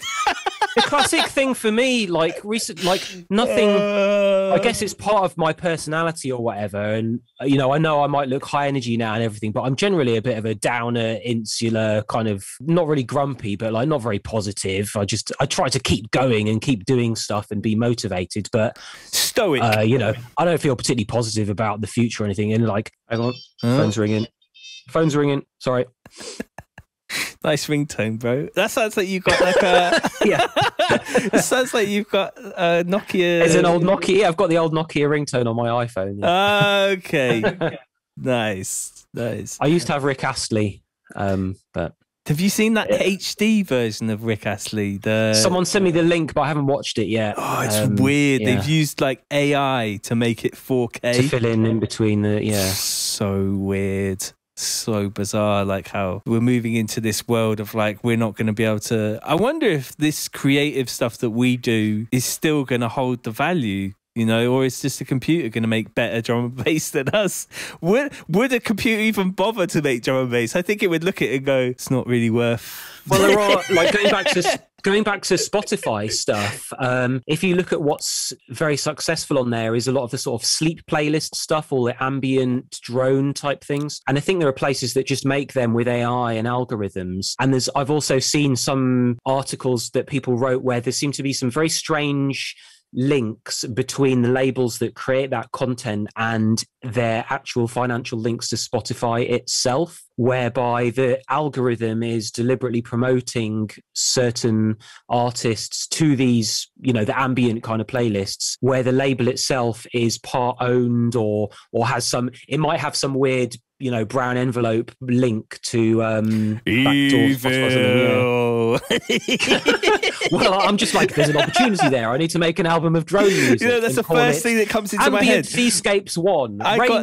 Rainy afternoon. I got recordings of holidays where I go with my missus, and we went to this place called Anzio in Italy. It was one of the nicest holidays, apart from driving around in Rome. For the first time I ever drove in another country was in Rome, and we hired this like sporty little Mini and like drop top thing. And after like day 3, Rome, holy shit! After day 3, I was into it, because all you got to do is drive like you just don't give a fuck, and don't look at your mirrors, and just it's literally just like, I'm here, get out of the way. Yeah, my missus was shitting it the whole time when I was driving, but we're alive, which is good. It's a good thing. And we've now got into this whole thing of like hiring cars. So I'll put in a tour, and then we'll both fly out and do the thing, and we'll hire a car and then just tag on like another week onto the end of a tour. And we did it in Perth in Australia, and actually having a car and not just flying in and flying out. So I've flown from London to Perth, played a gig, and then come back the next day. I've done that kind of madness. And for Perth? Yeah.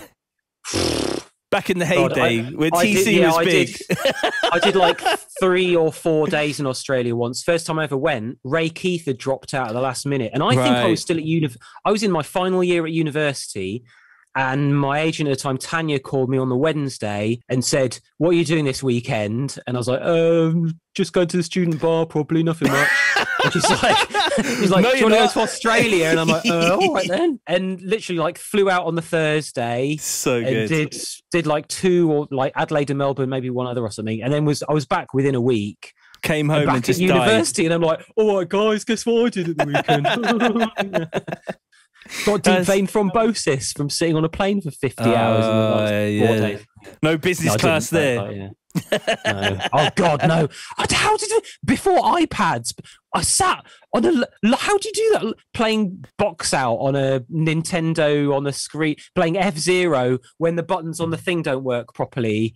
And so you can't do the move. Yeah, I don't know. Meditation. I feel like I have spent. There's the weirdest ones. Like, let's say you're flying to like I don't know, when we were going South America and stuff, and like Air France, and there's no TV. There's not even a TV, and there's no power. So literally, it's just you and your brain, and you just got to sit there and go like, okay, well, it is what it is. I'm gonna get hit by like prions from the universe, and just just enjoy the radiation. I used to take books. I read quite a lot of books in that time when you didn't have your own digital device. But yeah, I guess it was before meditation was on my radar, and I'm shit at meditating now anyway, so I'm not pretending I do it. I think I accidentally meditated. I'd sort of go like when a seal's heart rate slows down when they go under the ice and the time passes in a different way, sort of. I try and live in a meditative state, like in perpetuity, just constantly just being in the state of meditation if I possibly can. Which, I mean, it sounds ridiculous. I live in a state of complete chaos. I mean, sometimes my mind gets really threats. And I'm in the same box, you know. I do get that frantic mind, but then I also have times when I just sort of, I can still function, but I'm still in this sort of box of meditation. I watched a lot of this. There's this guy from Australia. He's the head of the Buddhist Association of Perth. Anand Brajam. Yeah, Ajahn Brahm. Yeah. You sent me his links ages ago, actually. Yeah. I spent probably a whole year of watching his stuff, and it's just in a box in my head. He's always there, just sort of telling bad jokes. And like, yes. I love him. He's amazing, that dude. Yeah. It's so good that side of, but that's so linked to like also like stoicism and like trying not to find too much joy in life and just sort of plodding on and enjoying those little tasks and like achieving small goals is just such an awesome thing. But yeah, going back to air travel, I miss it, man. I miss getting places, but I don't, and I kind of miss, because I got to a point where I was like in the sort of like in the club of going in business and gold cards and stuff, and that life felt very James Bondy. The entitled, yeah, first class. When I first started flying, I didn't even know that first class and business lounges sort of existed. Yeah. And then, like, when you get into that world, I dropped down from gold to silver, and that made me really sad, actually. The bump to earth, yeah. But that's where the meditation and the mindfulness comes in. You should be able to sit down in the main area of Terminal 3 and look around and like take some calmness and serenity in that. If you can look past all the disgusting human detritus surrounding you, scoffing their Pringles and spilling shit on the floor and bumping into you when they walk past and coughing their COVID on you and talking loudly on their mobile phones and FaceTiming. Oh, my roof's just about to fall off. I got these panels on the top. I work in a conservatory, which means it's 1,000,000 degrees in the summer and it's absolutely freezing in the winter. But it's the only space really currently that I can work in. But yeah, being around people, especially with no sleep, there's been some times. I think there was one time I was coming back from Novosibirsk in Russia and I played a gig. I didn't take any trousers and there was 1 billion mosquitoes around at that time, and my legs got brutalized, and I got to the check-in desk, and I think the lady at the check-in desk, I wasn't in business, but I think she felt so sorry for me that I was so brutalized by these mosquitoes, and I just looked like I hadn't slept because it was a gig and it was like a 6 a.m. flight. She just bumped me up to business class, which was just the nicest thing ever. Lovely. It was so nice. And like, it's so unexpected. And that kind of stuff happened to me quite a lot of times, actually. There was one time when I was coming back from Vegas and I was in economy and I got the like ding dong and like they bumped me to business. And I was like, yes, that's amazing. I was gold. And then I went and sat down again and then they dinged me again and bumped me to first. It was the best thing that ever happened to me in my whole life, I think, that day. My mind just went... Yeah, those are the nicest ones when you've got some status and when it's an oversold flight and you get your first in line to get the bumped up thingy.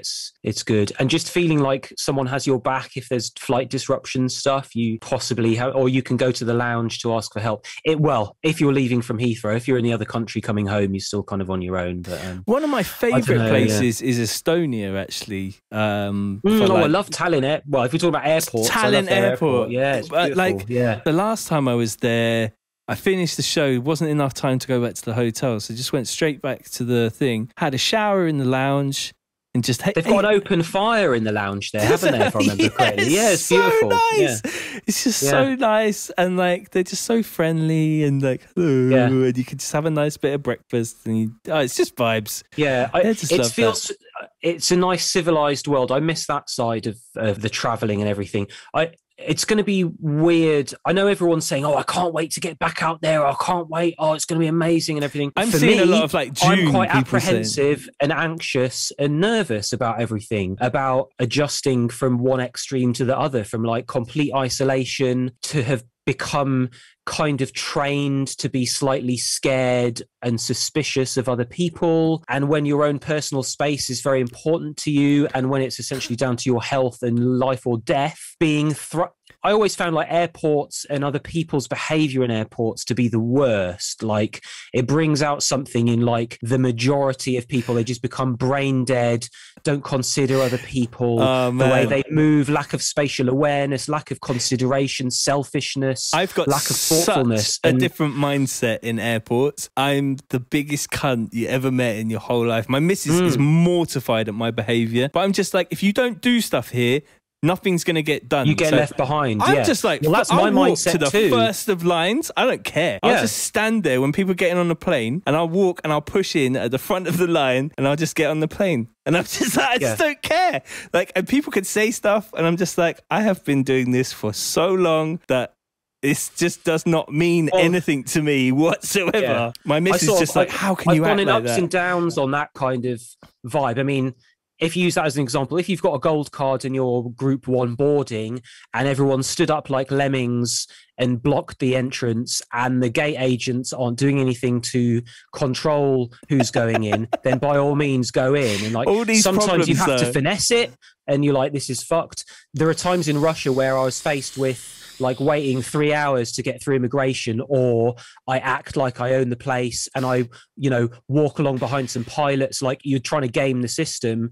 And, you know, it's a tough one, but like there are times when I don't feel bad about it, but it's like, well, that's the airport ninja mentality. That's what I was going to say. Airport ninjas. Yeah. I can't believe I didn't put that in my notes. I got a whole list of notes of things. Like you brought up the concept of airport ninja, and actually that is in my mind. There are so many things that you can do to ninja your way through an airport when you're late for a flight, or you need to like, I taken your airport ninjutsu on board massively, especially like immigration queues in America as well. And like also things you learn if you've been traveling in, like for me, you know, I've traveled in first and business sometimes, but it's not the norm for me at all. Like it's rare, but I've done it. So I know what the vibe is when you're traveling first, and I know what they're looking for. So for somebody like that who's traveling economy most of the time, but has lived the other way too, you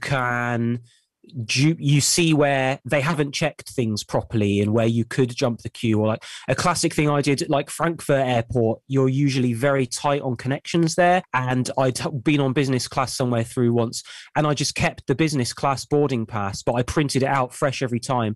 And they just look for a very big letter that was on the thing. Yeah. And you just flash that at the person, and then you can go down the business class security checking line in the transit area, which is like, it's against the rules, you know. You could sort of get in trouble, but if there's a massive line there and you're in a mega rush and you're missing your flight, if you don't do that, it's like gaming the system, just bending the rules. You're not breaking the rules in that situation, because you can just be like, oh, that's the old boarding pass from a while back, sorry. Yeah. And you just give them the new one. Well, exactly. That's always your get out clause. But basically you're like, how do I defeat this person here who doesn't give a fuck? And they'll be like, no, you got to go that way. As soon as they've clocked you and said that, there's nothing you can do. And if you try and like push it, they'll take pleasure in squashing you. When I say that I'm rude in airports, I'm only rude to rude passengers who are people that deserve it. Yeah, the staff in airports, I treat them with the most respect, because they have such a shitty job. By all the fuckers. So bad. And you can see there's this glazed over look in their eyes, like, I do not give a flying fuck about you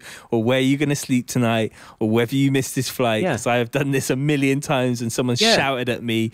And I think if you show that little bit of kindness and compassion to all of those people, it's almost like, oh, what's the bit with the sheep?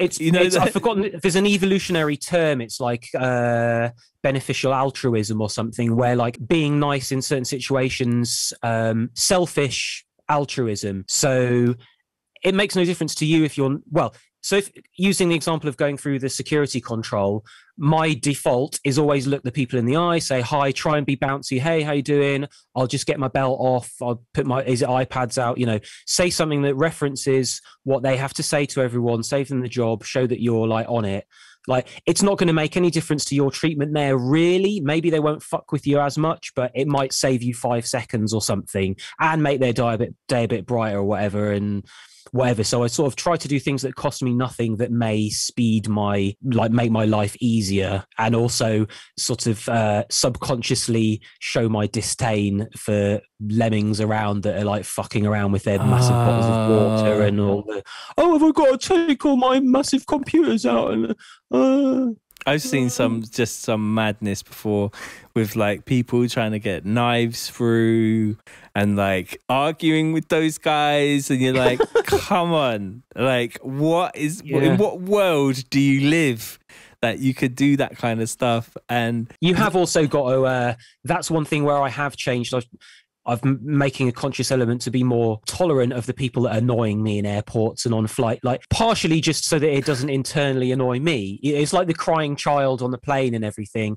You're like, oh, poor kid, oh, his ears must be hurting, oh, the parents must, fair enough if the parents aren't reining them in and the kids kicking your seat. I know they can't stop them and rah, rah, but like try to put myself in other people's shoes. And, I just go that person that's bubbling around in the airport, that might be their first flight, or they might have had no sleep, or they might be on the way to a funeral, or they've got other shit going on and they might have forgotten to, there's loads of reasons, and you've got to be understanding and not be all grumpy at them, because you being grumpy at them doesn't stop them doing it or help them or help you or whatever. But I'm trying to change that a bit. I usually just go to sleep as soon as I get on a plane. This is my thing. I just get on there and I just go sleep. And that usually, I got into this whole routine of going to sleep and then waking up just as my ears start to hurt. Just perfect. Yeah, that's like every single time. I don't know if I sort of trained myself to do that. But anyway, this is a super weird, geeky thing. I'll probably, I might cut So back to making foghorn bass sounds. I find if you tweak the resonance up really, really high and then feed it through 10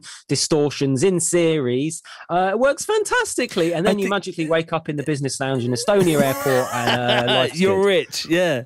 Life is good. I mean, life is pretty good still. I'm pretty, I like sleeping a lot and having the opportunity to sleep more, which is really good. That's going to be a very straight, I mean, I get the impression you're on the same routine as me now, as, going to bed at a normal-ish time, waking up normal-ish, living with a partner and everything who has a normal kind of job and a normal kind of routine. You have to do that. Otherwise, you're living apart if you live in different time zones, kind of. Going back to how it was is going to be strange. And again, like going back to what I said, the readjustment from a pretty solitary way of life. Like this is the first conversation I've had with someone who isn't my wife for a pretty long time. I have catch-ups with mates on the phone and go for a walk around the park with people every now and then. But it's going to be a bit of a big boom if it all suddenly just kicks off again. And the extremes. It's always an extreme way of life, going from a solitary midweek studio nerd to then suddenly being thrown into this loud, bright, literally, nightclubs are an assault on all senses.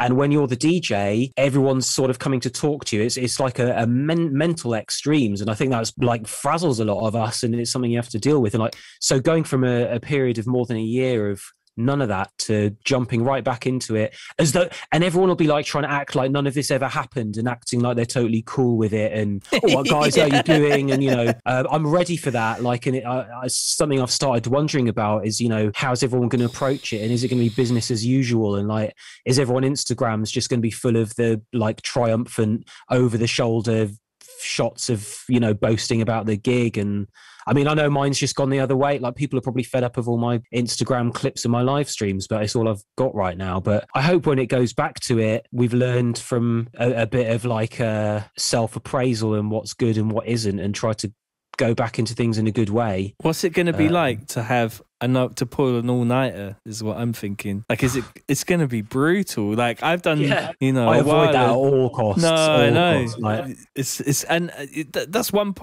point that you kind of stumbled across there, which is super interesting, which is like maintaining relationships as a DJ is probably one of the hardest things, I think, because you were talking about how you never see each other.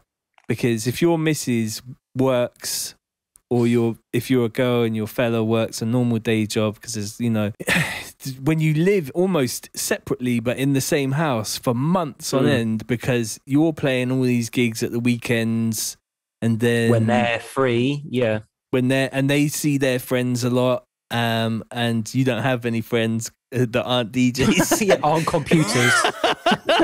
All my friends are just webcams and hard drives. Basically, it can be a real strain on relationships to maintain. I guess you have to maybe you just need a lot of understanding and tolerance and compromise, and we started doing one weekend a month that I wouldn't work, which was right. And that's nice to be able to choose, because a lot of times it would just be a weekend that I didn't have any work.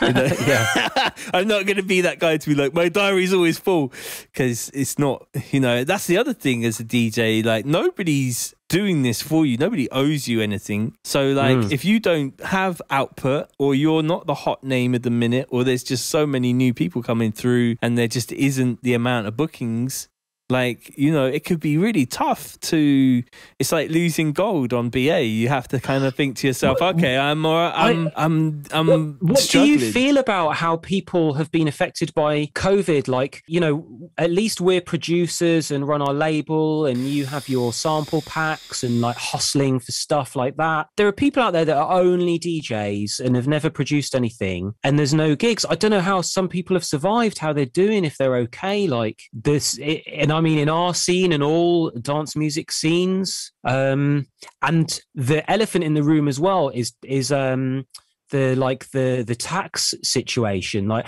I was lucky, I got the you know, for non-UK viewers, if you're self-employed, they basically gave you a percentage of your previous profits. Just fill in a few forms and stuff, and I've been like ruthless on my taxes and always declared all of my earnings to the T, done it all.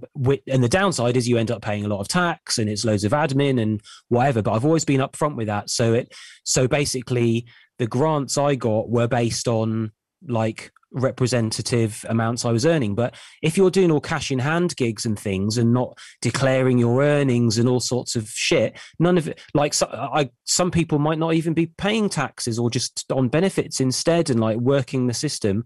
They would have got no grant. They have fucking nothing. I mean, and I don't know how many people are affected by that and how they are. I'm structured as a limited company, and so that was fucking rough. I get nothing.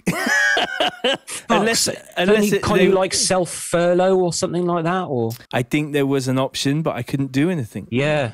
So I just didn't see any point in like not being a part of anything or not being able to run any business. So I just sort of went into kind of overdrive mode and just been having to try and survive doing just hustling. Yeah, but it's okay, you know, like it's a lot more work than it could have been if I was just self-employed.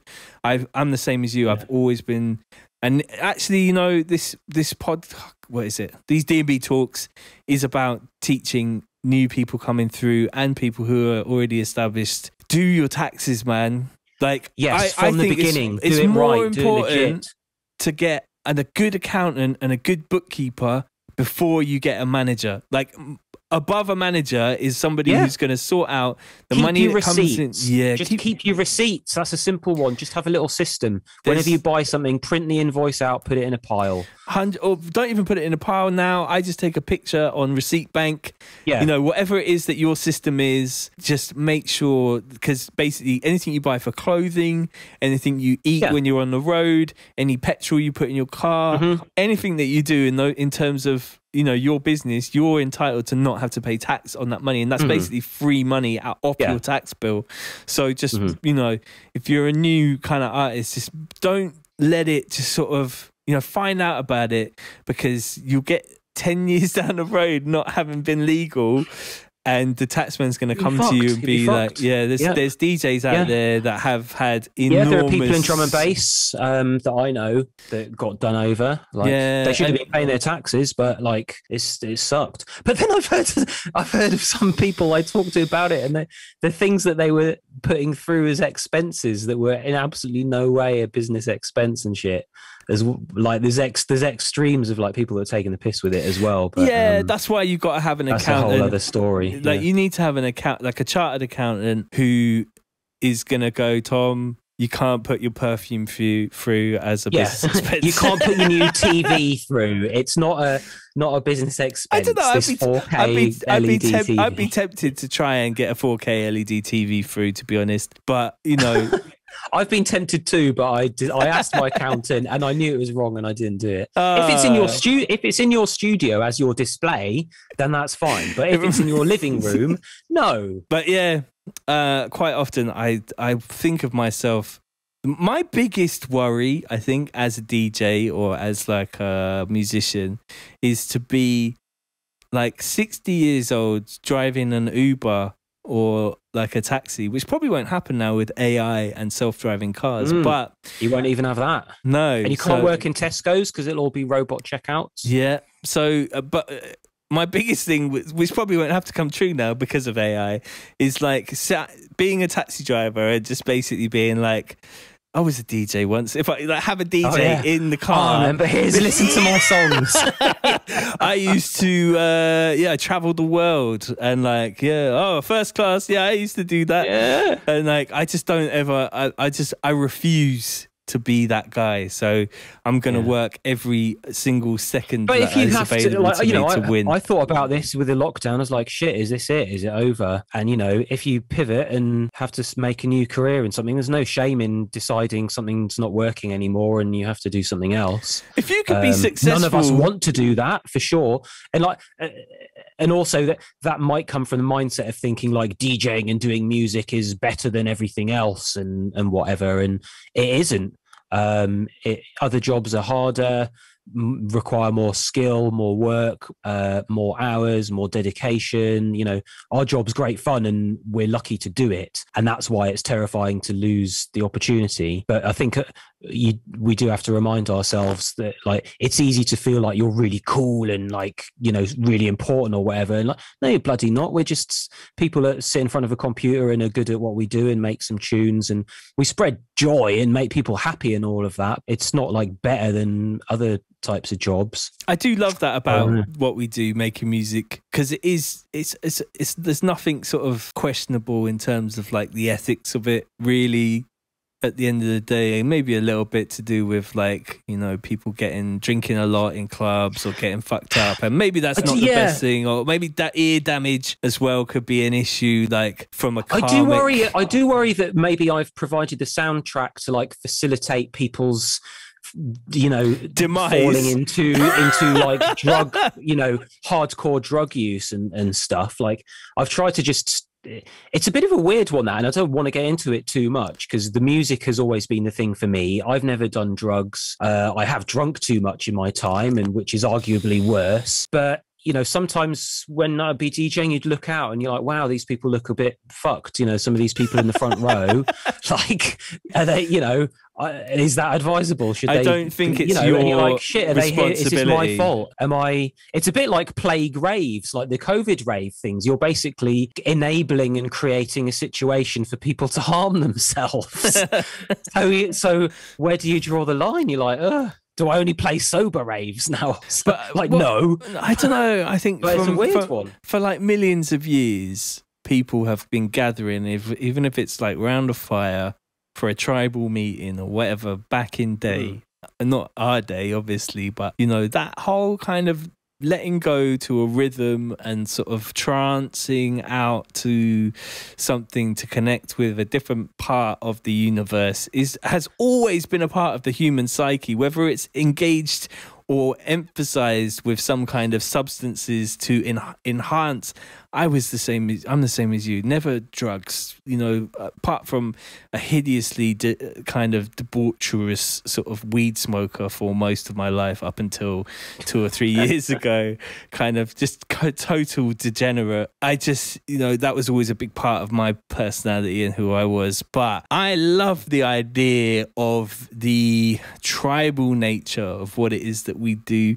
And, you know, you were talking about together.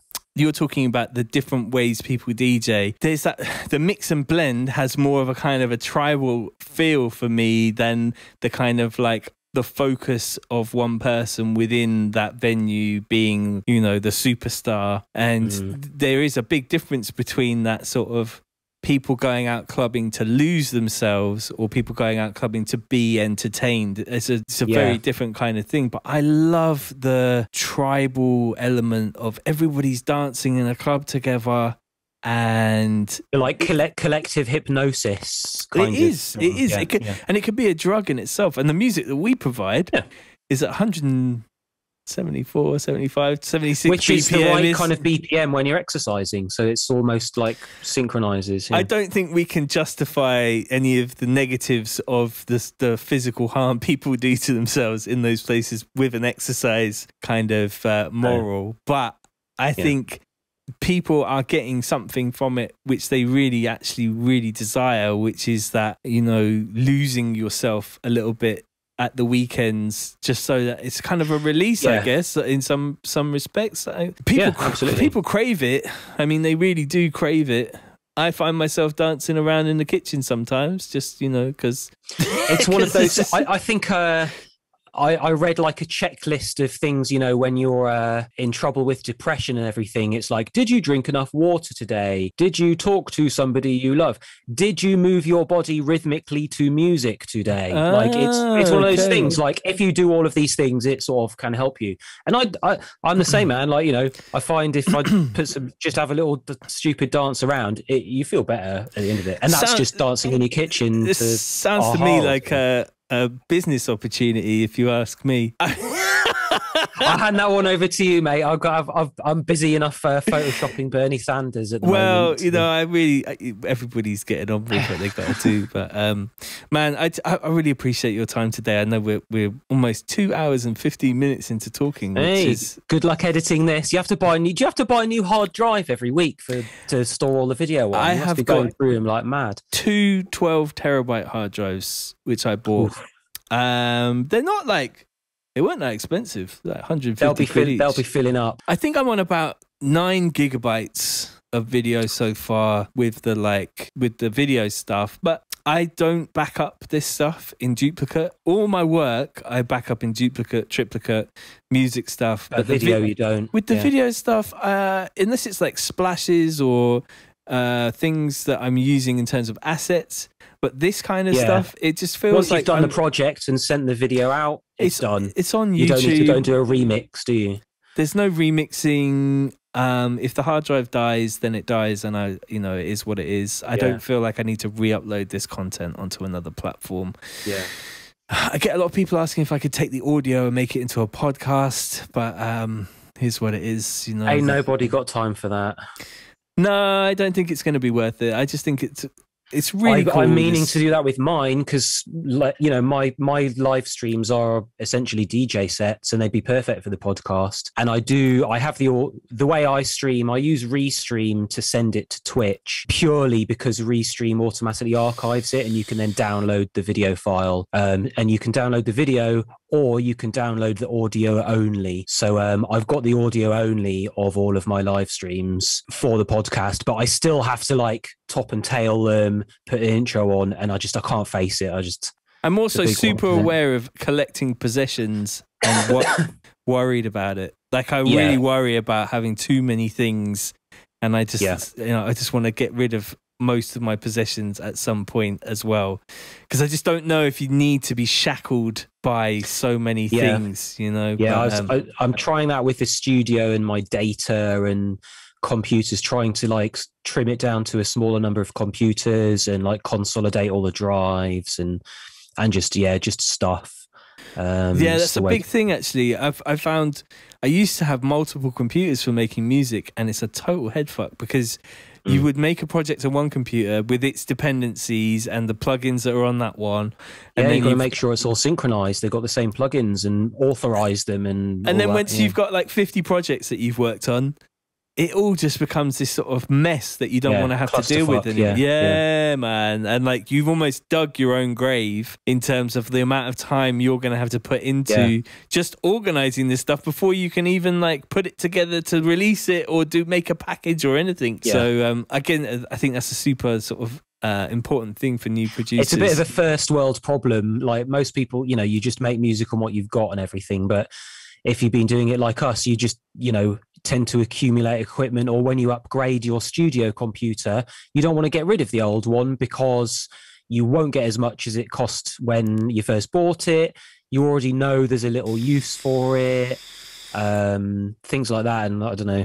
I tend to eBay things if I can, and I don't have redundant computers lying around, but I do still want to trim things down. But equally, if you want to trim them down, you kind of have to buy something new. And then new computers don't grow on trees. They're bloody expensive. And really expensive. Yeah. These new Macs are just ridiculous. You could spend 25 bags on a Mac and be like, it's okay. I've got a new Mac Pro down there behind me. What, the new thing? What? Yeah. And there's no way I could just dig the money out of that. So You just have to find the cheapest way to finance it, which for me was getting a 0% credit card and slowly paying it off and hoping I can fucking eventually make the money back. But also justifying it, you know, you say to yourself, if I get this, I will work faster. I will not be limited by these things that have been limiting me, blah, blah, blah. Usually in my case, it makes no difference. I've just got an expensive thing that sits there and I've still only made 3 tunes in the last however many months or whatever. So I got one of those waste paper bin ones. You know, like the round Mac. And I never had one of them. I was on the previous generation's tower. So I was on a like over 10 years old computer. I think I would get another one of those, but a more powerful one, maybe secondhand. But with the way that we're sort of stuck in this Mac ecosystem, you know, I'm so scared to upgrade to the Big Sur operating system on this computer. Yeah, I'm not touching that on my production stuff or my Serato computer, not for a long time. The M1 chip stuff's looking very promising. The power of that and the fact that Logic and Final Cut will be tailor-made for it. I think the performance, like I've seen the performance on just the M1 Mac Minis. I haven't checked the Geekbench stuff lately, but I think they're right up there with some of the like my Mac Pro now that's a 16-core one. Wow. I think the M1 you know, for a fraction of the price, you're like, fuck, I should have just waited. I'd love to send you a Blender file and have you download Blender and just tell me how quickly you can render out the images, because I've got an 8-core. Is Blender GPU or CPU? You can use it either or both. Or so the GPUs in the Macs are crap, absolute terrible. So I think because I'm running 3 screens as well, it takes away a bit of that GPU power too. Yeah. I know if I run Final Cut and OBS at the same time, like Final Cut runs really slowly because OBS uses loads of GPU. So I was looking at maybe buying like a bit of a render farm PC kind of vibe and going down that PC route just to render out 3D stuff. But I don't know if I quite do enough 3D. But I really want more power because I know that I could do so much cooler stuff. Yeah. But then you just... I haven't done the 3D stuff yet. Like, so what I've got there for my Mac Pro, which is where I do all the Final Cut stuff, which isn't that complicated. I know what I do looks crazy and everything, but it's not too complicated. But the graphics card that came in my pretty hardcore Mac Pro is not even a Radeon 5700 XT, which is like a middle of the high-end-ish, middle of the road, 400 quid graphics card. I had one in my PC that I'm about to eBay, and the graphics card that's in my Mac is shitter than the one that I'm eBaying out my PC because it's not really good enough for gaming in. And it's meant to be a pro machine for high-end video, and however, it does work very well. It's very fast. I'm not really sitting around waiting for stuff to render, but it's not 3D rendering. It's how quickly does it render stuff. out a video, like half an hour long video on your Final Cut? Because my one, I'll be sat there pretty quick, like probably half an hour, 20 minutes or something. Like most of the clips and the scenes I make are only about 30 seconds long, because they're individual scenes that swap through. But there's loads and loads of elements, loads of effects and things on each individual thing. But you can real time edit it as it's going. Like you don't have to wait every time you put something in. And that's way better than I had before. Okay, for sure. But conversely, like my PC, I've got a 3090 in there and like AMD 5800X, like pretty much most powerful PC you can get at the moment. And that's like mental. If I could have a 3090 and a bloody piece in my Mac, holy shit. Do you never sort of think, you just go to PC for the editing stuff because it's just so much faster? I'm tempted. I reckon maybe it'll be just a music thing for the Mac. And then even at that point, it might be just not even worth it. I think eventually I'm seeing myself with a rack mount of servers, like PC servers, really. Well, if you look at people like Junkie XL, Yeah, Junkie XL, exactly. Yeah, they have like contact instruments on a whole rack of servers running virtual plugins and everything. But I don't know. I know I'm never going to be competing with him doing that kind of stuff. And again, it's that like 80-90% ticking the boxes thing. Did you see that you can achieve it with what we have? He's selling all his gear. Did you see that? Yes. Yeah, saw he did a partnership thing with Reverb or whatever, didn't he? Yeah. Pretty mad. I mean, I'm guessing he's on the same vibe as me, which is just sort of like to release himself from the shackles of all of that equipment. Because you know, I had a garage for the stuff. He's got a big tax bill. Big tax bill. I thought that too. Yeah. Nah, he'll be fine. He'll be fine. He's on that note, on the big tax bill note, I'm gonna call it a day. But thank you so much for spending the time with me. I really appreciate you know, taking the time to have a chat. And I don't know how I'm gonna edit this. It's gonna be a real interesting edit, but sorry, it's all good. Gone on and on and on. I might just leave quite a lot of it in there. I think there's a lot of interesting information, but I'll you know, cut it all down and see how we get on. And cool, man. Good luck. But yeah, thank you so much. I really appreciate your time. Thanks for having me on. Like I've seen you making like serious moves on your YouTube. I can tell all the time and the effort you're putting in to build all of this, and I see a lot of the practices you're doing are those of someone who's taking it seriously and working on building the channel and doing it properly and all of that. So respect, sir. Nice. If you found anything in this video interesting, please smash the like button. Don't forget to hit subscribe, hit the bell for notifications so you can keep up to date with all that's new from me. Let me know your thoughts in the comments below. If you have any ideas for future videos, I read all your comments. Don't forget to join the Discord server. Check out my samples and presets in the description. A massive big up to all the Wolfpack and to John B. Thank you so much for watching, and I will see you in the next video. Peace.